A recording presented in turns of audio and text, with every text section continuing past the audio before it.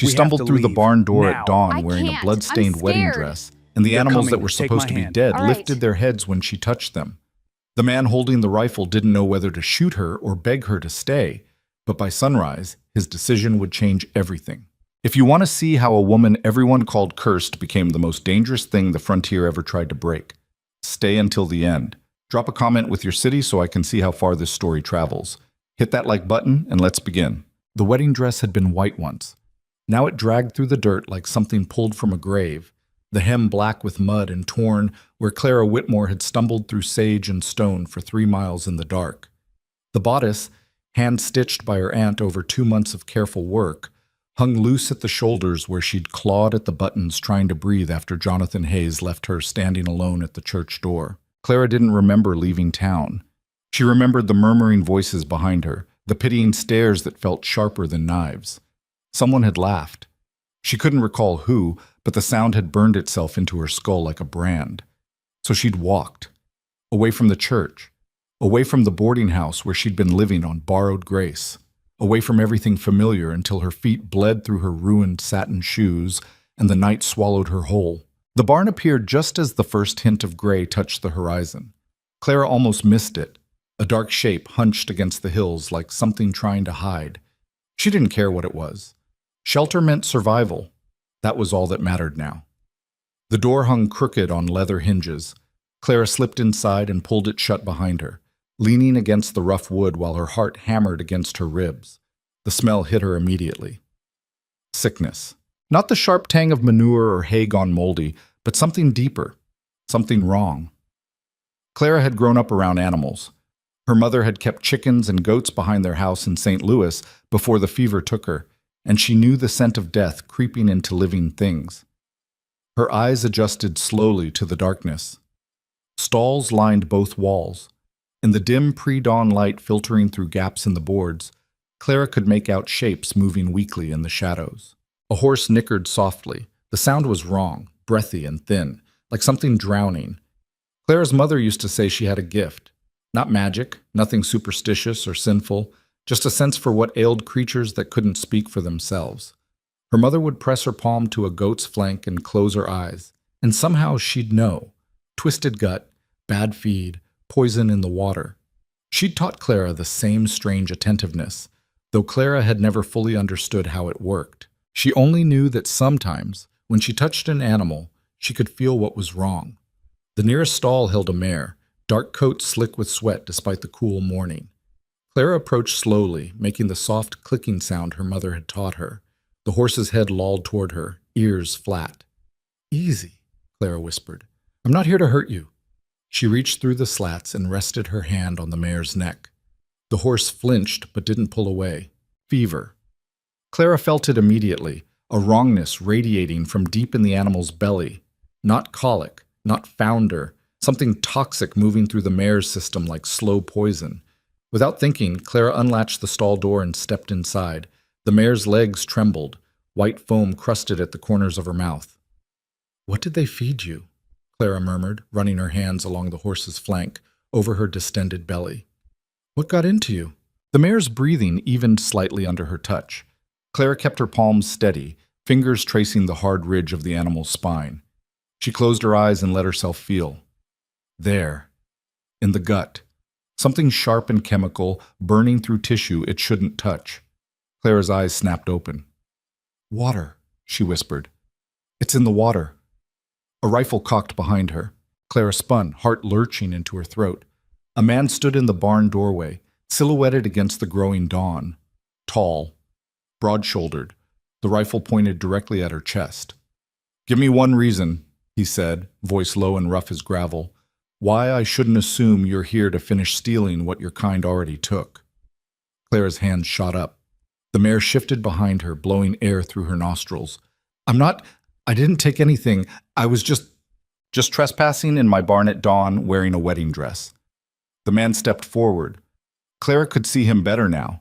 Dark hair, older than her by maybe 10 years, face carved into hard lines by sun and work. His eyes were the color of creekstone, and they held no warmth whatsoever. "Try again." "I needed shelter."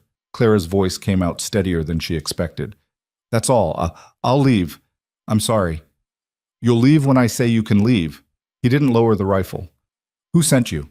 Nobody sent me. I don't even know where I am. The man's jaw tightened. You expect me to believe you just wandered onto my land in a wedding dress by accident? I expect you to shoot me or let me go, Clara said, but I don't expect you to believe anything. Something flickered across his face. Surprise, maybe. He studied her for a long moment, gaze moving from her ruined dress to her bleeding feet to the mare standing calm behind her. That horse was dying yesterday, he said slowly. Wouldn't let anyone near her. Clara glanced back at the mare. The animal's breathing had steadied even more.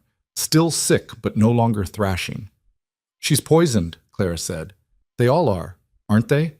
The whole herd. The rifle lowered an inch. What did you say? It's in the water. Something chemical. Probably runoff from somewhere upstream. It's burning through their systems. Clara turned back to the mare, keeping her movement slow. How long have they been sick? 2 weeks. The man's voice had changed, still wary, but with an edge of desperation underneath. Lost 3 already. Vet said there was nothing to be done. Your vet's an idiot. Clara ran her hand along the mare's neck again. The horse leaned into her touch. They need clean water, fresh hay, and something to bind the toxins before they tear through what's left of the tissue. The man stared at her. How do you know that? My mother taught me. Clara met his eyes. Before she died. Silence stretched between them. Dawn light crept further into the barn, illuminating dust motes hanging in the air. Somewhere outside, a rooster crowed. The man finally lowered the rifle completely. Cade Holloway, he said. This is my ranch. Clara Whitmore. She paused. Or it was. I don't know what my name is anymore. Cade's eyes dropped to her ring finger. No band, no mark where one had been. What happened to you? He asked. Clara's throat tightened. I made a mistake, and everyone I knew made sure I paid for it. She expected mockery, pity. Instead, Cade just nodded once, like he understood something she hadn't said out loud. Can you really help them? He gestured at the stalls around them. The animals. Clara looked at the mare, then at the other horses visible in the dim light, all showing the same symptoms, all dying slowly while no one knew how to save them. Maybe, she said. If you let me try. Cade was quiet for a long time. Clara could see him weighing options, calculating risks. She was a stranger, a woman alone, someone clearly running from something. But his animals were dying. You can stay in the spare room in the main house, he said finally. Work for room and board. If you can save even one more horse, it's worth the risk. Clara's chest constricted. She'd expected to be thrown off the property, arrested maybe. Why would you trust me? She whispered. Cade's expression didn't change. I don't. But that mare hasn't let anyone touch her in 3 days, and she's standing calm as Sunday morning with your hand on her neck. So either you're a witch, or you know something nobody else does. Either way, I'm desperate enough not to care which. He turned toward the door, then paused. Get yourself cleaned up. There's a pump around back. I'll bring you something that isn't a torn wedding dress to wear. Mr. Holloway. Cade? He interrupted. Just Cade. Clara nodded slowly. Thank you. He didn't answer, just walked out of the barn, leaving her standing alone with the dying horses and the first fragile thread of hope she'd felt since Jonathan Hayes had shattered her life. The sun rose fully while Clara washed at the pump behind the barn. The water was ice cold, but she scrubbed at her arms and face until her skin stung. The wedding dress would have to be burned. Even if she could clean it, she never wanted to see it again. Cade returned carrying a bundle of clothes, men's work trousers, a faded cotton shirt, and a leather belt. These were my wife's, he said without preamble. She was about your size. Clara took them carefully. Your wife? Dead 4 years. His tone left no room for questions. Get dressed, then I'll show you the rest of the herd. She changed behind the barn, fingers clumsy on the unfamiliar buttons. The clothes smelled like cedar and dust. They fit well enough. When she emerged, Cade was waiting with 2 horses saddled. He handed her the reins to a gentle-looking bay gelding. You ride? Not well. You'll learn. He swung onto his own mount with practiced ease. We've got 200 head scattered across the north pasture. Half of them are showing symptoms. Clara climbed onto the bay, gripping the saddle horn tighter than she wanted to admit. The horse shifted beneath her but didn't bolt. They rode out across land that seemed to stretch forever under the pale morning sky. The ranch sprawled across rolling hills dotted with sage and scrub oak. In the distance, mountains rose like broken teeth against the horizon. "How much land?" Clara asked. 8,000 acres. Cade's voice carried a thread of pride beneath the exhaustion. "Bought it with my wife 10 years ago. Built everything from nothing." Clara could see the evidence of that work everywhere. Fences stretching into the distance, a windmill turning slowly on a far ridge, irrigation ditches carved into the hillsides. This was a place someone had fought to build. "What happened to her?" The question slipped out before Clara could stop it. "Your wife." Cade's jaw tightened. "Pneumonia. Took her in 3 days." He didn't look at Clara. "I wasn't here. I was in town buying supplies. By the time I got back, she was already gone." The pain in his voice was old, but not healed. Clara recognized it. She'd heard the same tone in her own voice when she spoke about her mother. "I'm sorry," she said quietly. Cade just nodded. They rode in silence until they crested a hill and Clara saw the herd below. Cattle moved slowly across the grassland, but even from a distance she could see something was wrong. Too many lying down. Too much lethargy in the way they moved. "There," Cade said, pointing to a creek cutting through the valley. "That's the water source for this section. If you're right about contamination, it's coming from upstream." Clara studied the creek's path. It wound down from the northern hills, disappearing into a narrow canyon. "What's up there?" she asked. "Old mining operation. Abandoned 10 years ago." Cade's expression darkened. "Or supposed to be abandoned." Clara urged her horse forward, picking her way down the slope. The cattle barely reacted as she approached. Another bad sign. Healthy animals would have moved away from an unfamiliar rider. She dismounted near the closest cow, a big red heifer lying on her side. The animal's breathing was labored, sides heaving. Clara knelt and placed her palm on the cow's flank. The fever was there, same as the mare. Same toxic burn working through the digestive system. "It's the same," she said. "All of them drinking from poisoned water." Cade swung down from his horse. "Can you fix it?" "Not fix, but I can maybe keep them alive long enough for their bodies to fight it off." Clara stood, brushing dirt from her borrowed trousers. "We need to cut them off from this water source. Drive them to clean water, and we need to do it fast. That's 2 days of hard riding to move a herd this size." Cade looked at the sky, calculating. "And I'm down 3 hands because they left for better pay 2 weeks ago." "How many workers do you have left?" 4, plus me." He met her eyes. "Plus you, if you're willing." Clara had never driven cattle in her life. She'd never done ranch work of any kind. But she'd also never had anywhere else to go. "Tell me what to do," she said. "Tights." The ranch hand stared at Clara like she'd crawled out of hell. There were 4 of them, gathered in front of the bunkhouse, when Cade rode up with Clara behind him. 2 were young, barely 20, with sunburned faces and suspicious eyes. The third was older, Mexican, with gray threading through his dark hair. The 4th was a woman, rail-thin and hard-faced, wearing men's clothes and a gun on her hip. Cade dismounted. "This is Clara Whitmore. She's going to help us save the herd." The silence was deafening. Finally, the older man spoke. "Boss, with respect, we don't need another mouth to feed. We need experienced hands." "She knows what's poisoning the cattle, Miguel." Cade's tone left no room for argument. "Which is more than the vet figured out." The woman snorted. "She a veterinarian?" "No, Iris." Cade's patience was clearly fraying. "But she's what we've got." Miguel's eyes moved over Clara, taking in the borrowed clothes, the bare feet still bloody from her walk through the wilderness. "Where'd she come from?" "That's not your concern." Cade's voice dropped into something dangerous. "What is your concern is getting those cattle moved to the south pasture before we lose the whole herd. Clara says it's the water. We're cutting them off from the creek and driving them to clean grazing." One of the younger hands, blonde, with a weak chin, shook his head.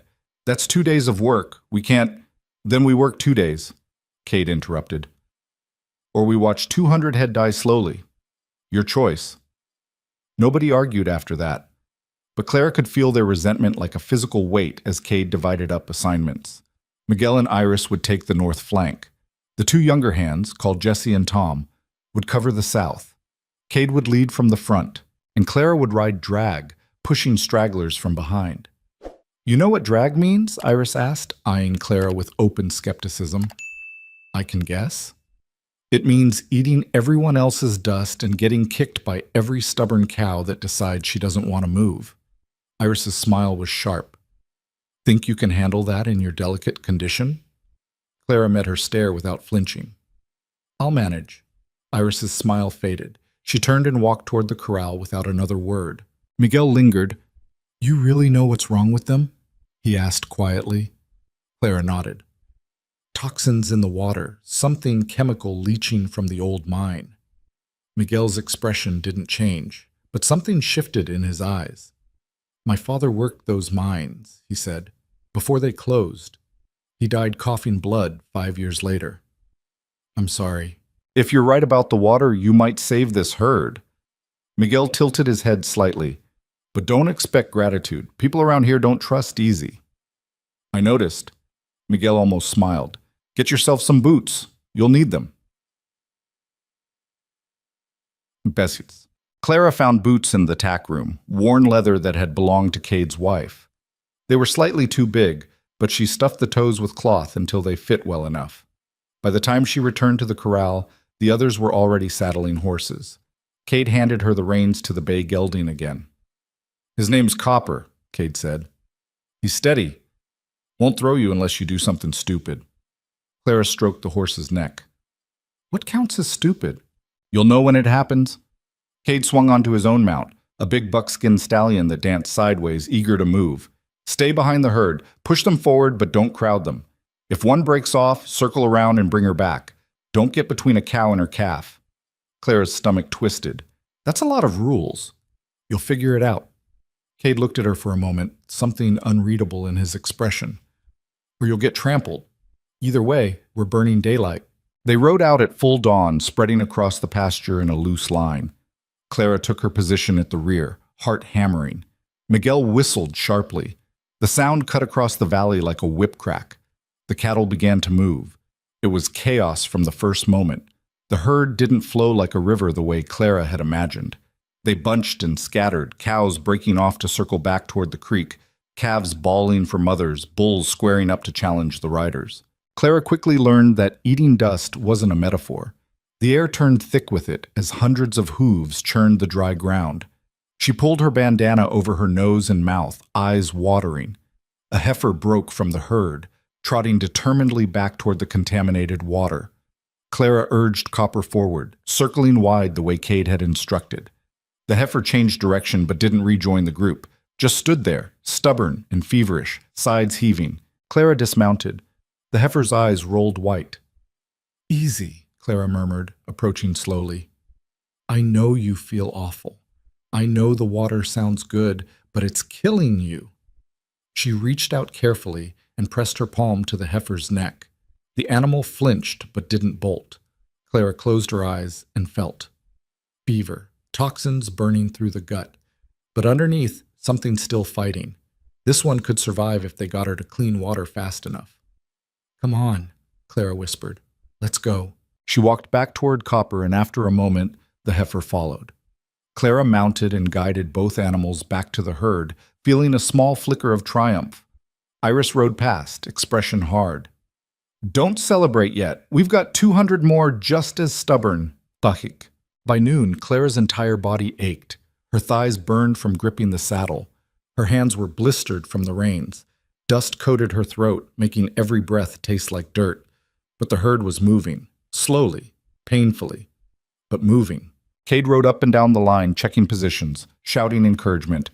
Clara watched him work.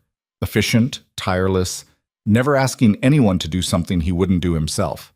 He'd built this ranch from nothing. She could see that in every movement, every decision.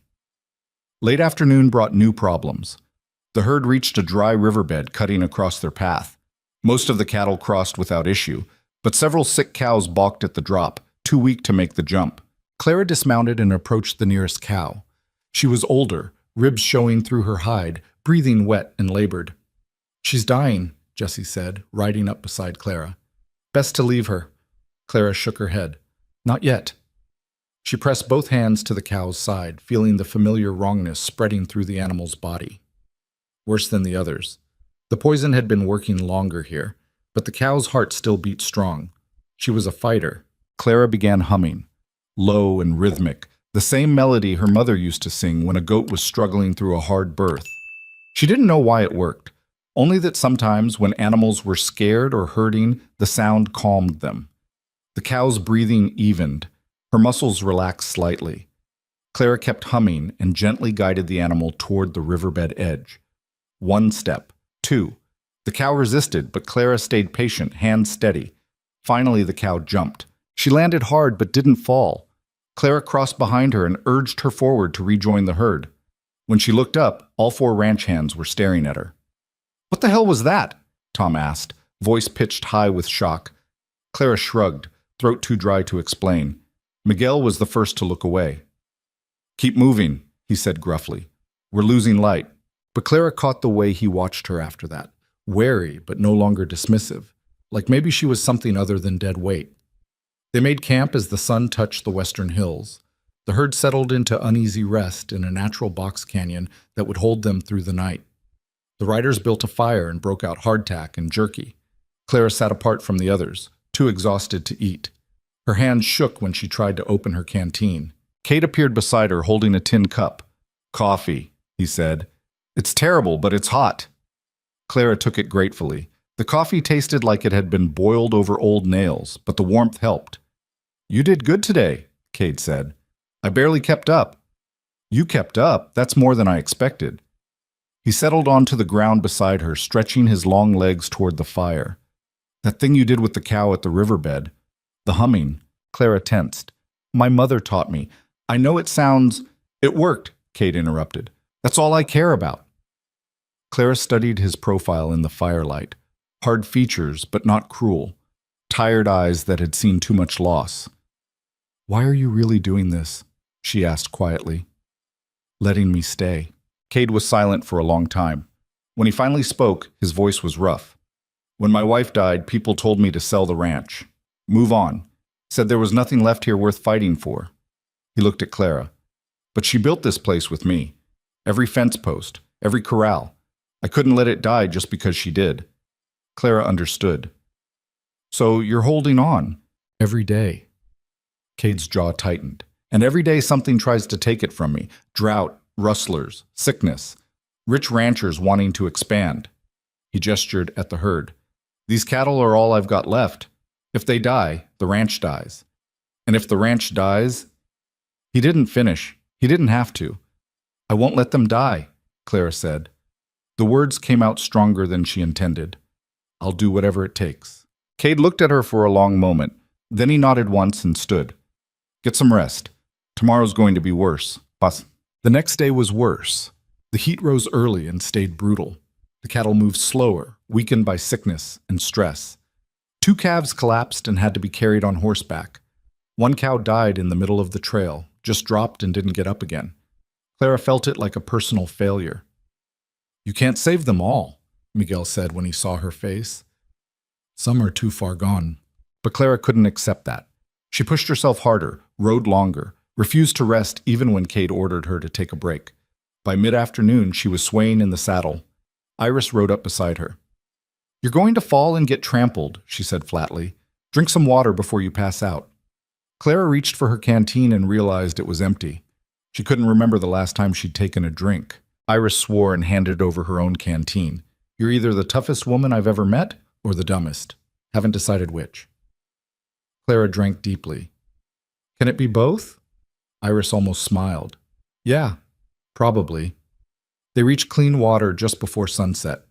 The herd smelled it and surged forward, desperate.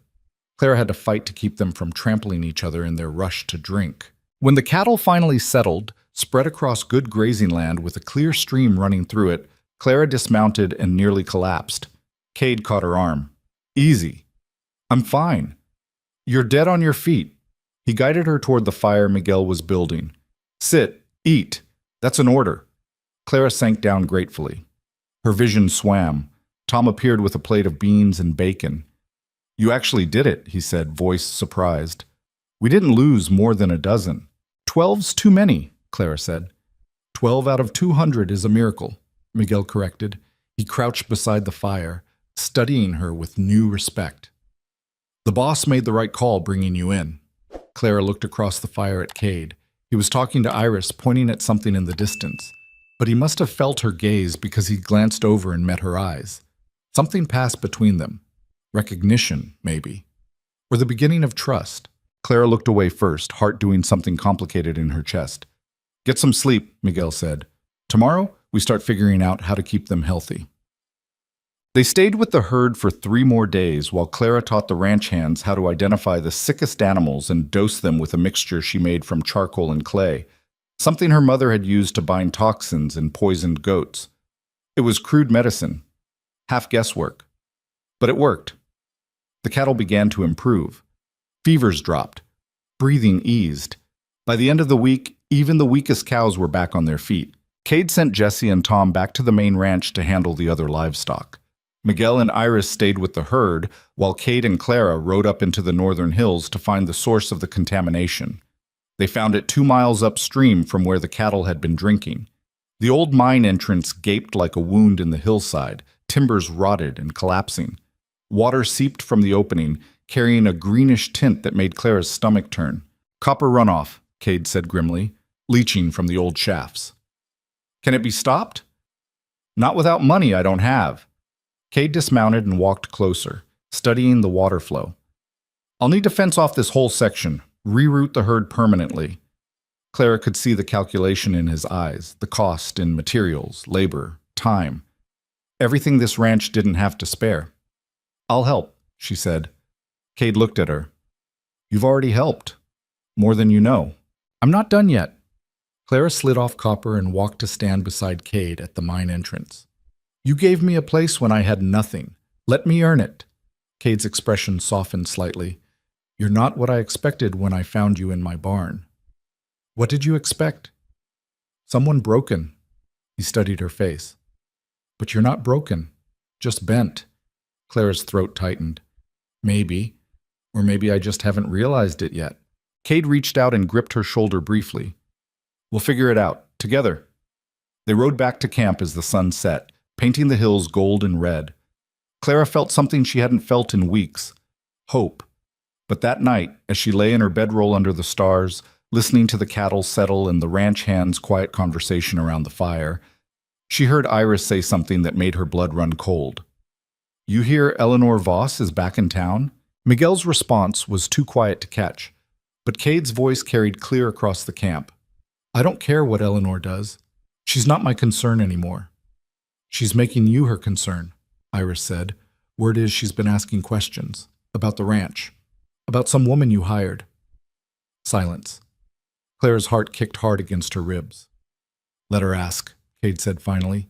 It's none of her business. But Clara heard the tension in his voice, and she understood, with the cold certainty of someone who'd already lost everything once, that trouble was coming. She just didn't know how bad it would be. Eleanor Voss arrived at the ranch 3 days later in a carriage that cost more than most men earned in a year. Clara was mucking out stalls when she heard the commotion, horses whinnying, Tom's voice raised in greeting, the creak of expensive wheels on the dirt road leading to the main house. She straightened, wiping sweat from her forehead with the back of her hand, and walked to the barn door. The woman who stepped down from the carriage looked like she'd been carved from porcelain and dressed by someone who'd never seen honest dirt. Her traveling dress was deep emerald silk, fitted perfectly to a tiny waist. Her hat perched at an angle that had to be deliberate, decorated with feathers Clara couldn't name. Everything about her screamed money and breeding and a life lived far from places where animals died and work destroyed your hands. Cade emerged from the house, and Clara saw his whole body go rigid. Eleanor. Cade. The woman's voice was smooth as cream, with an accent that marked her as Eastern educated. You look well. Frontier life agrees with you. What are you doing here? Eleanor's smile didn't waver, but something cold flickered in her eyes. Is that any way to greet an old friend? I've come all the way from Boston to see how you're managing. I'm managing fine. Yes, I can see that. Eleanor's gaze swept across the ranch yard, taking in the worn fences, the patched barn roof, the chickens scratching in the dirt. Her expression said everything her words didn't. Though I imagine it's been difficult, running a place this size alone. I'm not alone. Cade's tone could have cut glass. I have good people working here. Of course. Eleanor's eyes landed on Clara, still standing in the barn doorway covered in horse manure and hay. Is that one of them? Clara felt the assessment like a slap. She knew exactly what Eleanor saw. A woman in men's clothes, hair escaping from a messy braid, hands calloused and dirty. Nothing refined or proper about her. Cade's jaw tightened. That's Clara Whitmore. She's the reason I still have a herd. How industrious. Eleanor's smile sharpened. You always did have a talent for finding strays, Cade. Clara's temper flared, but before she could respond, Miguel appeared at her elbow. Boss needs us to check the south fence line, he said quietly. Storm damage. It was a lie. There'd been no storm, but Clara recognized an exit when she heard one. Of course, she said, forcing her voice steady. She walked past Eleanor without another glance, feeling the woman's eyes boring into her back. Miguel waited until they were out of earshot before speaking. That's trouble. I gathered. She and the boss were engaged once, 5 years back, before he married Rachel. Miguel's expression was carefully neutral. Eleanor went east for finishing school, told Cade she'd be back in a year. She stayed gone 3. By the time she returned, Cade had already married. Clara's stomach dropped.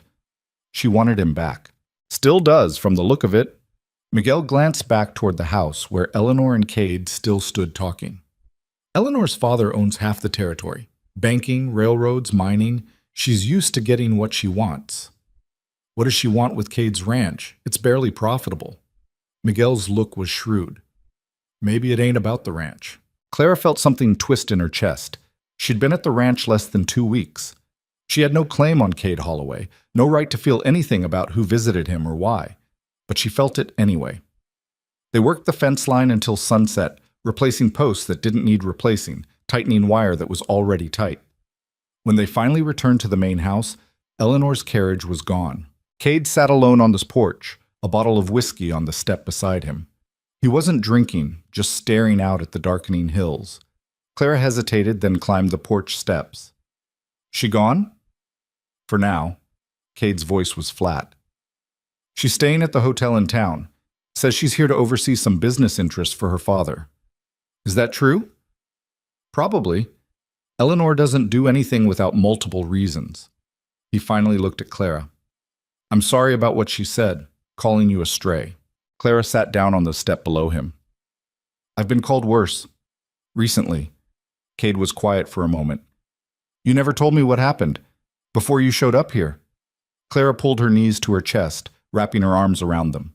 The night air was cooling fast, carrying the scent of sage and distant rain. His name was Jonathan Hayes, she said finally. He came through St. Louis selling mining investments. Said he was from a good family in Denver. Said he'd made his fortune in silver and was looking to settle down. Cade didn't interrupt. He courted me for 3 months, proper and respectful. Met my aunt, went to church, did everything right. Clara's voice went hollow. I thought he was decent, honest. When he proposed, my aunt cried she was so happy. What happened, Wedding day, I gave him access to my aunt's savings. For the house he said we'd buy together, for our future. Clara laughed bitterly. He took it all, $1,500, everything my aunt had saved in 30 years. Then he disappeared before the ceremony even started. Cade swore under his breath. The town blamed me, Clara continued. Said I should have known better, that a woman my age, 24 and unmarried, should have been suspicious when a man like that showed interest. They called me desperate, stupid. Some said I was probably in on it. That's insane. That's what people do when they need someone to blame. Clara rested her chin on her knees. My aunt wouldn't speak to me. Said I'd ruined her. The boarding house threw me out. I had nowhere to go and no money to get there anyway. So I walked until I found your barn. Cade was quiet for a long time. Then he reached down and gripped her shoulder briefly, the same gesture he'd made at the mine. You're not stupid, he said, and you're sure as hell not desperate. You survived something that would have broken most people. That takes strength.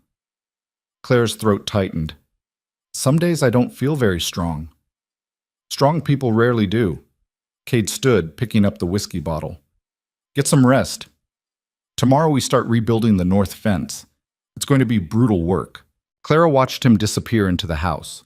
Then she sat alone on the porch for a while longer, listening to the night sounds and trying to ignore the feeling that Eleanor Voss's arrival had changed something fundamental. The next morning proved Cade wasn't exaggerating about the fence work. They rode out at dawn with 2 pack horses loaded with wire, posts, and tools. The section they needed to repair stretched for nearly 3 miles across rocky terrain that fought them every step. Clara learned quickly that building fence was an art form involving physics, profanity, and sheer stubborn will. The posts had to be sunk deep in ground that seemed determined to reject them. The wire had to be strung tight enough to hold cattle, but not so tight it would snap in the wind. And every few hundred yards, the landscape threw new obstacles, boulders, gullies, slopes that made standing upright a challenge. By midday, Clara's hands were bleeding through her gloves. Her shoulders screamed. Sweat soaked through her shirt despite the cool autumn air. Cade worked beside her without complaint, setting posts with a rhythm born from years of practice. Miguel and Jesse handled the wire, while Tom rode ahead, marking where the next post should go. "You're doing good," Cade said when they stopped to water the horses. He nodded at the section they'd completed. "Most people quit by now." Clara flexed her aching fingers. "I'm too tired to quit." "That's the secret. Stay too tired to know better." He handed her his canteen. "Drink. We've got another mile before dark." They worked until the sun touched the western mountains, then made camp in a shallow draw protected from the wind. Jesse built a fire while Miguel broke out supplies for dinner. Clara collapsed against her saddle and closed her eyes, too exhausted to move. She must have dozed off because when she opened her eyes again, full dark had fallen and someone had draped a blanket over her. The fire crackled nearby. Low voices murmured in conversation. Clara sat up slowly, her whole body protested. Cade appeared with a tin plate. "Eat. You'll feel worse tomorrow if you don't." The food was simple: beans, bacon, hardtack, but Clara was hungry enough not to care. She ate mechanically while Cade settled beside her. "You'll toughen up," he said. "First few weeks are the hardest." "How long did it take you to adjust to this life?" Cade considered the question. "I grew up on a farm in Missouri. Manual labor wasn't new, but the scale out here, the isolation, the constant fight against the land trying to kill you, that took time." He stared into the fire. "Rachel adapted faster than I did, honestly. She grew up in Philadelphia, never touched a cow before we moved west. But she learned everything: riding, roping, branding, worked harder than any hand I ever hired." Clara heard the pain beneath his words. "You miss her." "Every day." Cade's voice went rough. "But the missing gets quieter over time. Like an old injury that aches when the weather changes but doesn't stop you from working." Eleanor didn't wait. "No." Cade's expression hardened. She decided finishing school was more important than coming back. By the time she changed her mind, I'd already met Rachel. Eleanor never forgave me for that. "Is that why she's here now?" Cade looked at Clara, firelight casting shadows across his face. "Eleanor's here because she thinks she can still get what she wants. She always does, eventually. Her father makes sure of it." "What does she want?" "This ranch." "Me?" "Both, probably." Cade's jaw tightened. "Her father's been trying to buy me out for 3 years. Says this land would be better used for railroad expansion or some damn thing. I keep refusing, so now Eleanor shows up with her smiles and her pretty dresses, thinking she can convince me where money failed." Clara felt anger burn through her exhaustion. "She thinks you're that easy to manipulate?" "She thinks every man is." Cade stood, brushing dirt from his pants. "But I didn't build this place to hand it over to someone who sees it as a business investment. This land means something. It costs something, and I'm not giving it up." The fierceness in his voice made Clara's chest tighten. She understood that feeling, the desperate need to hold on to something when the world kept trying to rip it away. They worked the fence line for 3 more days. By the end, Clara's hands had calloused over the blisters. Her muscles stopped screaming and settled into a constant ache she could work through. She learned to read the land, to spot good post sites, to judge wire tension by feel. And she learned to work beside Cade with an easy rhythm that felt natural, like they'd been doing this together for years instead of weeks. On the 4th day, they rode back to find Iris waiting with the news. "Town's talking," she'd said without preamble. "About you." About Clara. Cade's expression went dark. What are they saying? That you hired some woman nobody knows to work the ranch, that she's living in the main house. Iris's tone was carefully neutral, but her eyes flicked to Clara. Some are saying it ain't proper. Others are saying worse. Clara's stomach sank. She should have expected this. A ruined woman living alone with a widower. Of course people would talk. Let them talk, Cade said flatly. It ain't that simple, boss. Iris shifted her weight. Eleanor Voss has been visiting the church ladies, taking tea with the mayor's wife, asking questions about Clara's background, making concerned noises about propriety and Christian morals. Miguel swore in Spanish. Clara felt cold spread through her chest. She's trying to ruin my reputation. What reputation? Iris's voice wasn't cruel, just factual. No offense, but you showed up in a wedding dress with no explanation. Town already thinks you're trouble. Eleanor's just confirming what they want to believe anyway. That's enough, Cade said sharply. Clara's business is her own. Town can think whatever the hell they want. But Clara saw the calculation in his eyes. He was worried. A ranch owner's reputation mattered out here. Whispers about impropriety could cost him business, make it harder to hire good hands, damage relationships with suppliers. She was becoming a liability. I can leave, Clara said quietly. Find work somewhere else. You don't need this kind of trouble. You're not leaving. Cade's tone left no room for argument. I don't give a damn what Eleanor says or what the town thinks. You've earned your place here. Have I? Clara met his eyes. Or are you just being stubborn? Both. A ghost of a smile crossed Cade's face.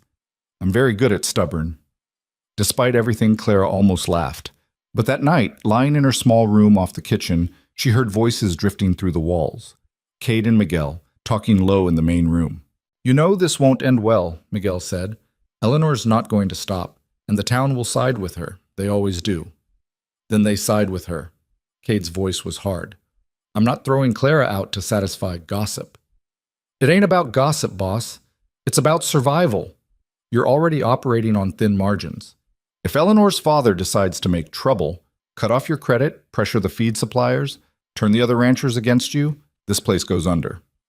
Silence. I know, Cade said finally, and Clara heard the exhaustion in his voice.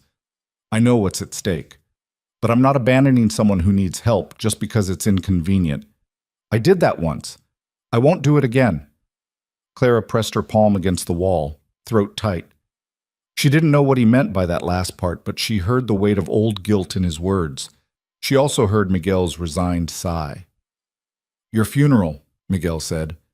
Just don't say I didn't warn you. Clara barely slept. When dawn came, she rose early and walked out to check on the horses, needing movement and fresh air to clear her head. The mare she'd first treated, the one who'd been dying that night, Clara stumbled into the barn, whickered softly when Clara approached. The horse was healthy now, coat gleaming, eyes bright. Clara had named her Ash for her gray coloring. Hey, girl, Clara murmured, stroking Ash's neck. You feeling good? The mare nuzzled her shoulder, warm breath against Clara's skin. Clara had always felt more comfortable with animals than people. Animals didn't lie, didn't pretend. They either trusted you or they didn't, and you knew where you stood. People were harder, messier. They smiled while planning your destruction, like Jonathan Hayes, like Eleanor Voss. Clara. She turned to find Cade standing in the barn doorway, backlit by the rising sun. We need to talk, he said. Clara's heart sank. This was it. The conversation where he'd explain very reasonably why she needed to leave, where he'd offer some money, maybe a letter of reference, and send her on her way to protect his ranch. She couldn't even blame him, but Cade's next words knocked that assumption sideways. I'm taking you to town today, introducing you properly, making it clear you work for me as a ranch hand, same as Miguel or Iris, and that anyone who has a problem with that can take it up with me directly. Clara stared at him. That's a terrible idea. Probably. It'll make everything worse. Maybe. Cade stepped into the barn, morning light cutting across his face. But I'm tired of Eleanor controlling the narrative. People want to gossip, fine, but they're going to hear the truth first. That you saved my herd when nobody else could. That you work harder than any hand I've had. That you're here because you earned it, not because of anything improper. Cade, die Spikam. Equal, I know what you're going to say. He held up a hand. That I'm risking the ranch, that it's not worth it. But here's the thing, Clara. This ranch was supposed to be about building something good, a place where hard work mattered more than gossip or status or who your father was. If I compromise that to keep Eleanor happy, then what's the point? I might as well sell to her father and be done with it. Clara's chest felt too tight. Nobody had ever stood up for her like this. Not her aunt, not the people in town who'd known her for years. Why? She whispered. Why does it matter so much? Cade was quiet for a moment. When he spoke, his voice was rough with something Clara couldn't quite name. Because you remind me that some things are worth fighting for, even when it's hard. Especially when it's hard. He met her eyes. And because if I let Eleanor run you off, I'm no better than the people who abandoned you at that church. Clara felt tears prick her eyes. She blinked them back hard. Okay, she said. We'll go to town. Wear your Sunday best. A wry smile touched Cade's mouth. Or whatever passes for it around here, we're going to make an impression. Clara owned exactly 2 dresses, both borrowed from the trunk of Cade's dead wife's clothes. One was faded calico, practical and plain. The other was dark blue wool with a simple white collar, the kind a respectable woman might wear to church or a social call. She chose the blue dress, twisted her hair into the neatest braid she could manage, and scrubbed her hands until they looked almost presentable. When she emerged from her room, Cade was waiting by the wagon wearing clean clothes and an expression of grim determination. You look nice, he said. I look terrified. That too. Cade offered his hand to help her onto the wagon seat. But you don't have to be. I'll handle the talking. They drove into town in tense silence. Clara watched the landscape roll past, autumn grass turning gold, distant mountains sharp against the blue sky. A hawk circling overhead. Beautiful country. Harsh country. The kind of place that tested you constantly and didn't care if you passed or failed. The town itself was small. One main street lined with wooden buildings, a church at one end, a saloon at the other. People stopped to stare as Cade's wagon rolled past. Clara felt their eyes like brands. Cade pulled up in front of the general store and set the brake. First stop, he said. Then the feed supplier. Then the bank. By the time we're done, everyone will know exactly who you are and why you're here. And if they don't believe you, then they don't. Cade jumped down and came around to help her from the wagon. But at least we'll have said our piece. The general store was owned by a thin, nervous man named Howard Beckett, who nearly dropped his ledger when Cade walked in with Clara. Mr. Holloway, I wasn't expecting, that is, I heard you might be. Howard's eyes darted to Clara, then away. What can I do for you? Need to place an order, Howard. Also wanted to introduce you to Clara Whitmore. She's working my ranch now. Saved my entire herd from poisoning last month. Howard's eyebrows climbed toward his hairline. Is that so? It is. Cade's tone was pleasant, but carried an edge. She's got a gift with animals. Best hand I've had in years. If she comes in here needing supplies, I want her treated with the same respect you'd show Miguel or any of my other workers. Of course, of course. Howard was sweating now. No disrespect intended, Mr. Holloway. None taken. Yet. Cade handed over a supply list. I'll need this ready by Friday. They left Howard stammering and moved on to the feed supplier, where Cade delivered the same speech. Then to the hardware store, the seamstress, the doctor's office. By noon, Clara's face hurt from holding a neutral expression while people stared and whispered. Their final stop was the bank. The First National Bank of Cedar Ridge was the nicest building in town, brick instead of wood, with actual glass windows and a sign painted in gold leaf. The banker, a portly man named Clarence Webb, greeted Cade with professional warmth that cooled noticeably when Clara entered behind him. Mr. Holloway, what brings you in today? Business, Clarence, and introductions. Cade gestured to Clara. This is Clara Whitmore, my new ranch foreman. She'll be handling some of the ranch accounts going forward. Clarence's expression went carefully blank. I see. That's highly unusual. Unusual but necessary. Clara has a head for figures and I trust her judgment. Cade leaned against the counter, casual but with steel underneath. Any reason that would be a problem? No problem at all. Clarence's smile didn't reach his eyes. Though I should mention, I had a visit from Miss Voss yesterday. She expressed some concern about the ranch's finances, suggested that perhaps you were being taken advantage of by certain unscrupulous individuals. Claire's hands clenched in her skirts. Cade's expression didn't change. Did she now? She was quite worried. Mentioned that vulnerable men are often targets for women of questionable character looking to secure their futures through deception. That's interesting, Cade said softly. Since the only person who's ever tried to deceive me regarding my ranch was Eleanor herself, when she tried to convince me last year that selling to her father was for my own good. Clarence flushed. Mr. Holloway, I don't think, Here's what I think, Clarence. I think Eleanor is spreading lies because she doesn't like that I'm running my ranch my way instead of hers. And I think you do well to remember that my business has kept this bank profitable through 3 bad winters and 2 droughts. So unless you want me to take my accounts to the bank in Silverton, I suggest you treat my employees with respect. Silence filled the bank. The clerk at the back desk had stopped working to watch. Clarence cleared his throat. Of course, Mr. Holloway. No disrespect intended to Miss Whitmore. Good. Cade straightened.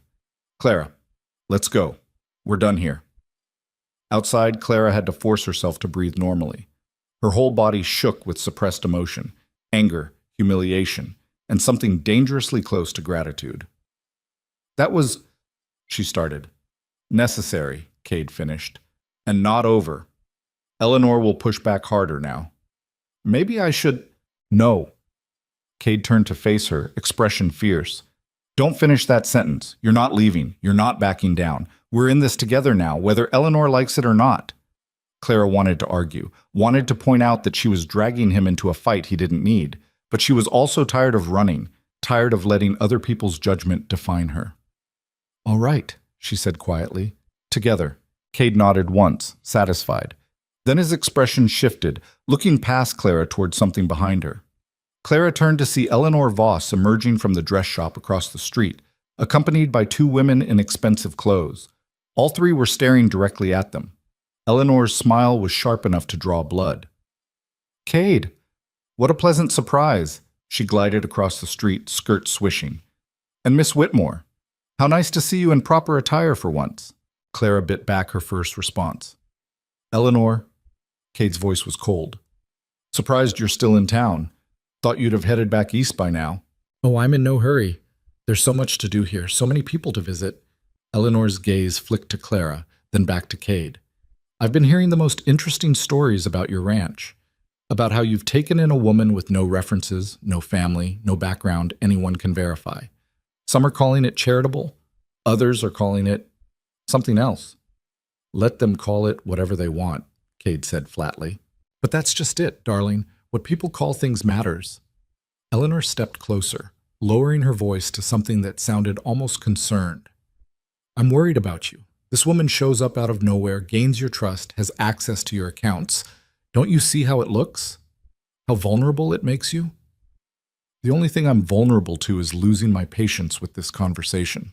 Eleanor's mask slipped for just a second, revealing something cold and hard underneath. Then the smile returned. Very well. I can see you're determined to make mistakes. She turned to Clara. I do hope you understand what you're doing, Miss Whitmore. Small towns have long memories. Once your reputation is ruined, it stays ruined, and Cade's right along with it. My reputation was already ruined, Clara said quietly. I've got nothing left to lose. Everyone has something to lose. Eleanor's voice dropped to barely above a whisper. The question is whether you're willing to drag others down with you. She swept away before Clara could respond, her companions following like well-dressed shadows. Cade swore under his breath. Ignore her. She's just trying to get in your head. But Clara couldn't ignore it. Because Eleanor was right about one thing. Clara's presence was damaging Cade's standing. And no matter how much he claimed not to care, eventually it would cost him something he couldn't afford to lose.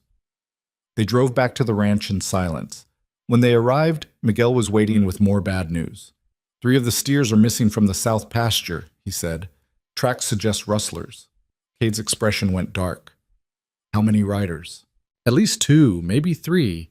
They knew what they were doing, cut out the best stock, covered their trail. Same group that hit the Morrison Ranch last month? Likely. Miguel glanced at Clara, then back to Cade. Could also be someone sending a message. The implication hung in the air. Eleanor's father had connections to every criminal operation in the territory. If he wanted to pressure Cade, stolen cattle would be an easy way to do it. "Round up whoever's available," Cade said. "We ride at first light. I want those cattle back." Clara stepped forward. "I'm coming with you." "Like hell you are. This isn't fence mending. These men are armed and dangerous." "I can ride. I can shoot." Clara met his eyes. "And I won't sit here waiting while you risk your life for cattle I helped save." Cade looked like he wanted to argue, but something in Clara's expression must have convinced him. "Fine," he said finally. "But you follow orders, no heroics. Understood?" "Understood." Miguel shook his head. "This is a bad idea, boss." "Yeah," Cade agreed. "But when has that ever stopped us?" They rode out at dawn, Cade, Clara, Miguel, and Iris. Tom and Jesse stayed behind to watch the ranch. The trail was easy to follow at first, heading northeast toward the Badlands, where the law rarely ventured. By midday, they'd covered 15 miles of rough country. The tracks led into a narrow canyon with steep walls and limited visibility. "Ambush territory," Miguel muttered. Cade pulled up, studying the canyon entrance. "Could also be the only way through. We go around, we lose a day. Or we go through and lose more than that," Iris said. Clara felt the tension ratchet higher. This was the moment where smart people turned back, where caution won over stubbornness. But Cade didn't turn back. "Single file," he said. "Eyes open, rifles ready." They entered the canyon in silence, hoofbeats echoing off stone walls. Clara's heart hammered against her ribs. Her palms were slick on the rifle Cade had insisted she carry. They were halfway through when the first shot rang out. The bullet hit the canyon wall 2 feet from Clara's head, spraying rock chips across her face. Her horse reared, nearly throwing her. She grabbed the saddle horn with one hand, rifle clutched in the other, heart slamming into her throat. "Down!"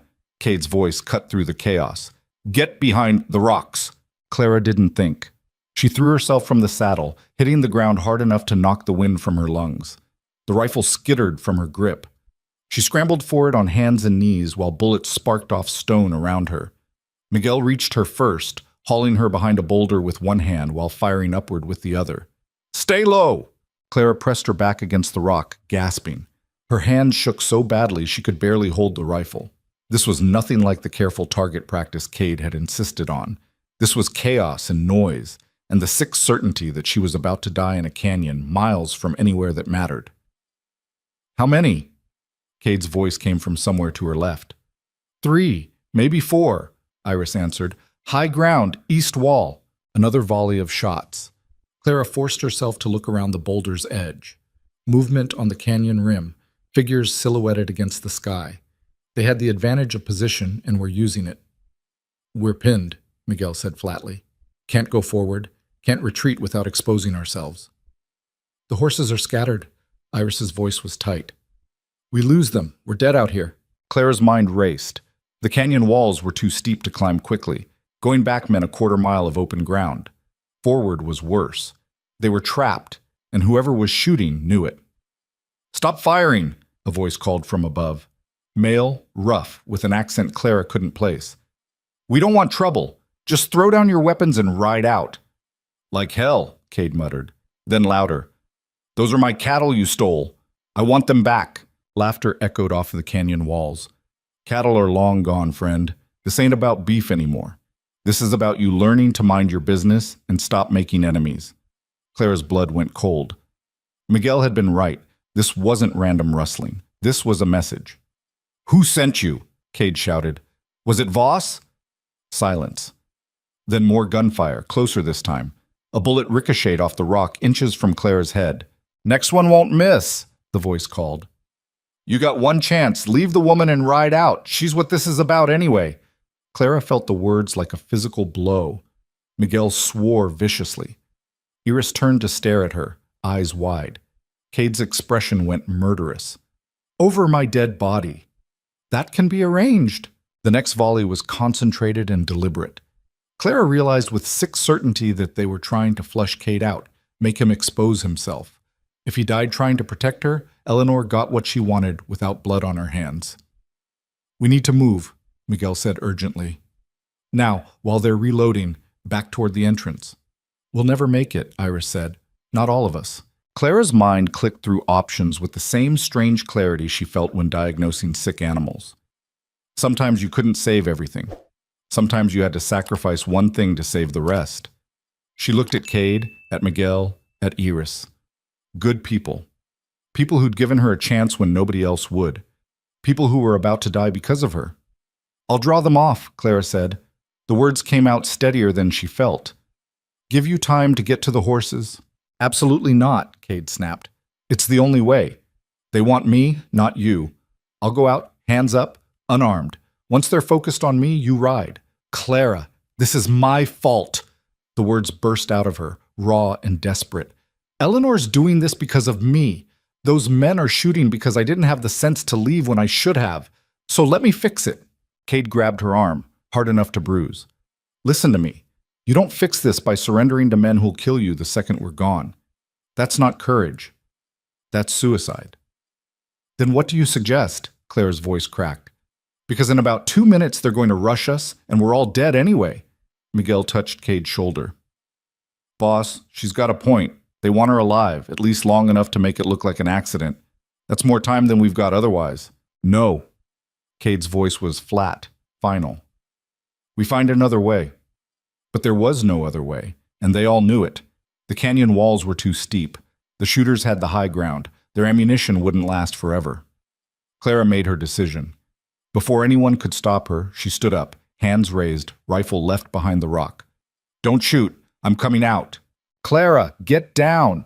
Cade lunged for her, but she was already moving, stepping into the open with her heart hammering so hard she thought it might crack her ribs. The shooting stopped. Silence fell across the canyon, broken only by her boots crunching on loose stone. Clara walked forward slowly, arms raised, painfully aware of how exposed she was. One bullet, that's all it would take. Smart girl, the voice called from above.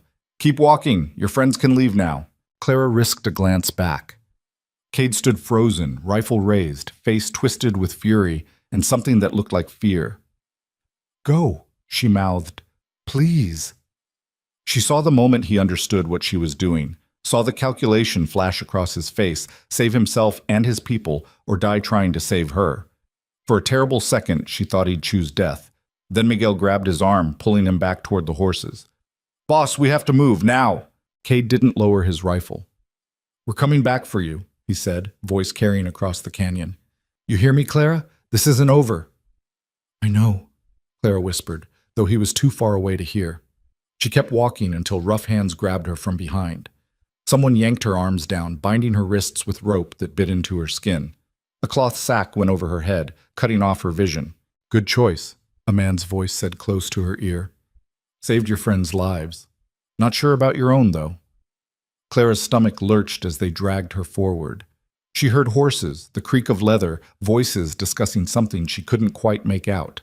Then she was lifted and thrown across a saddle like a sack of grain.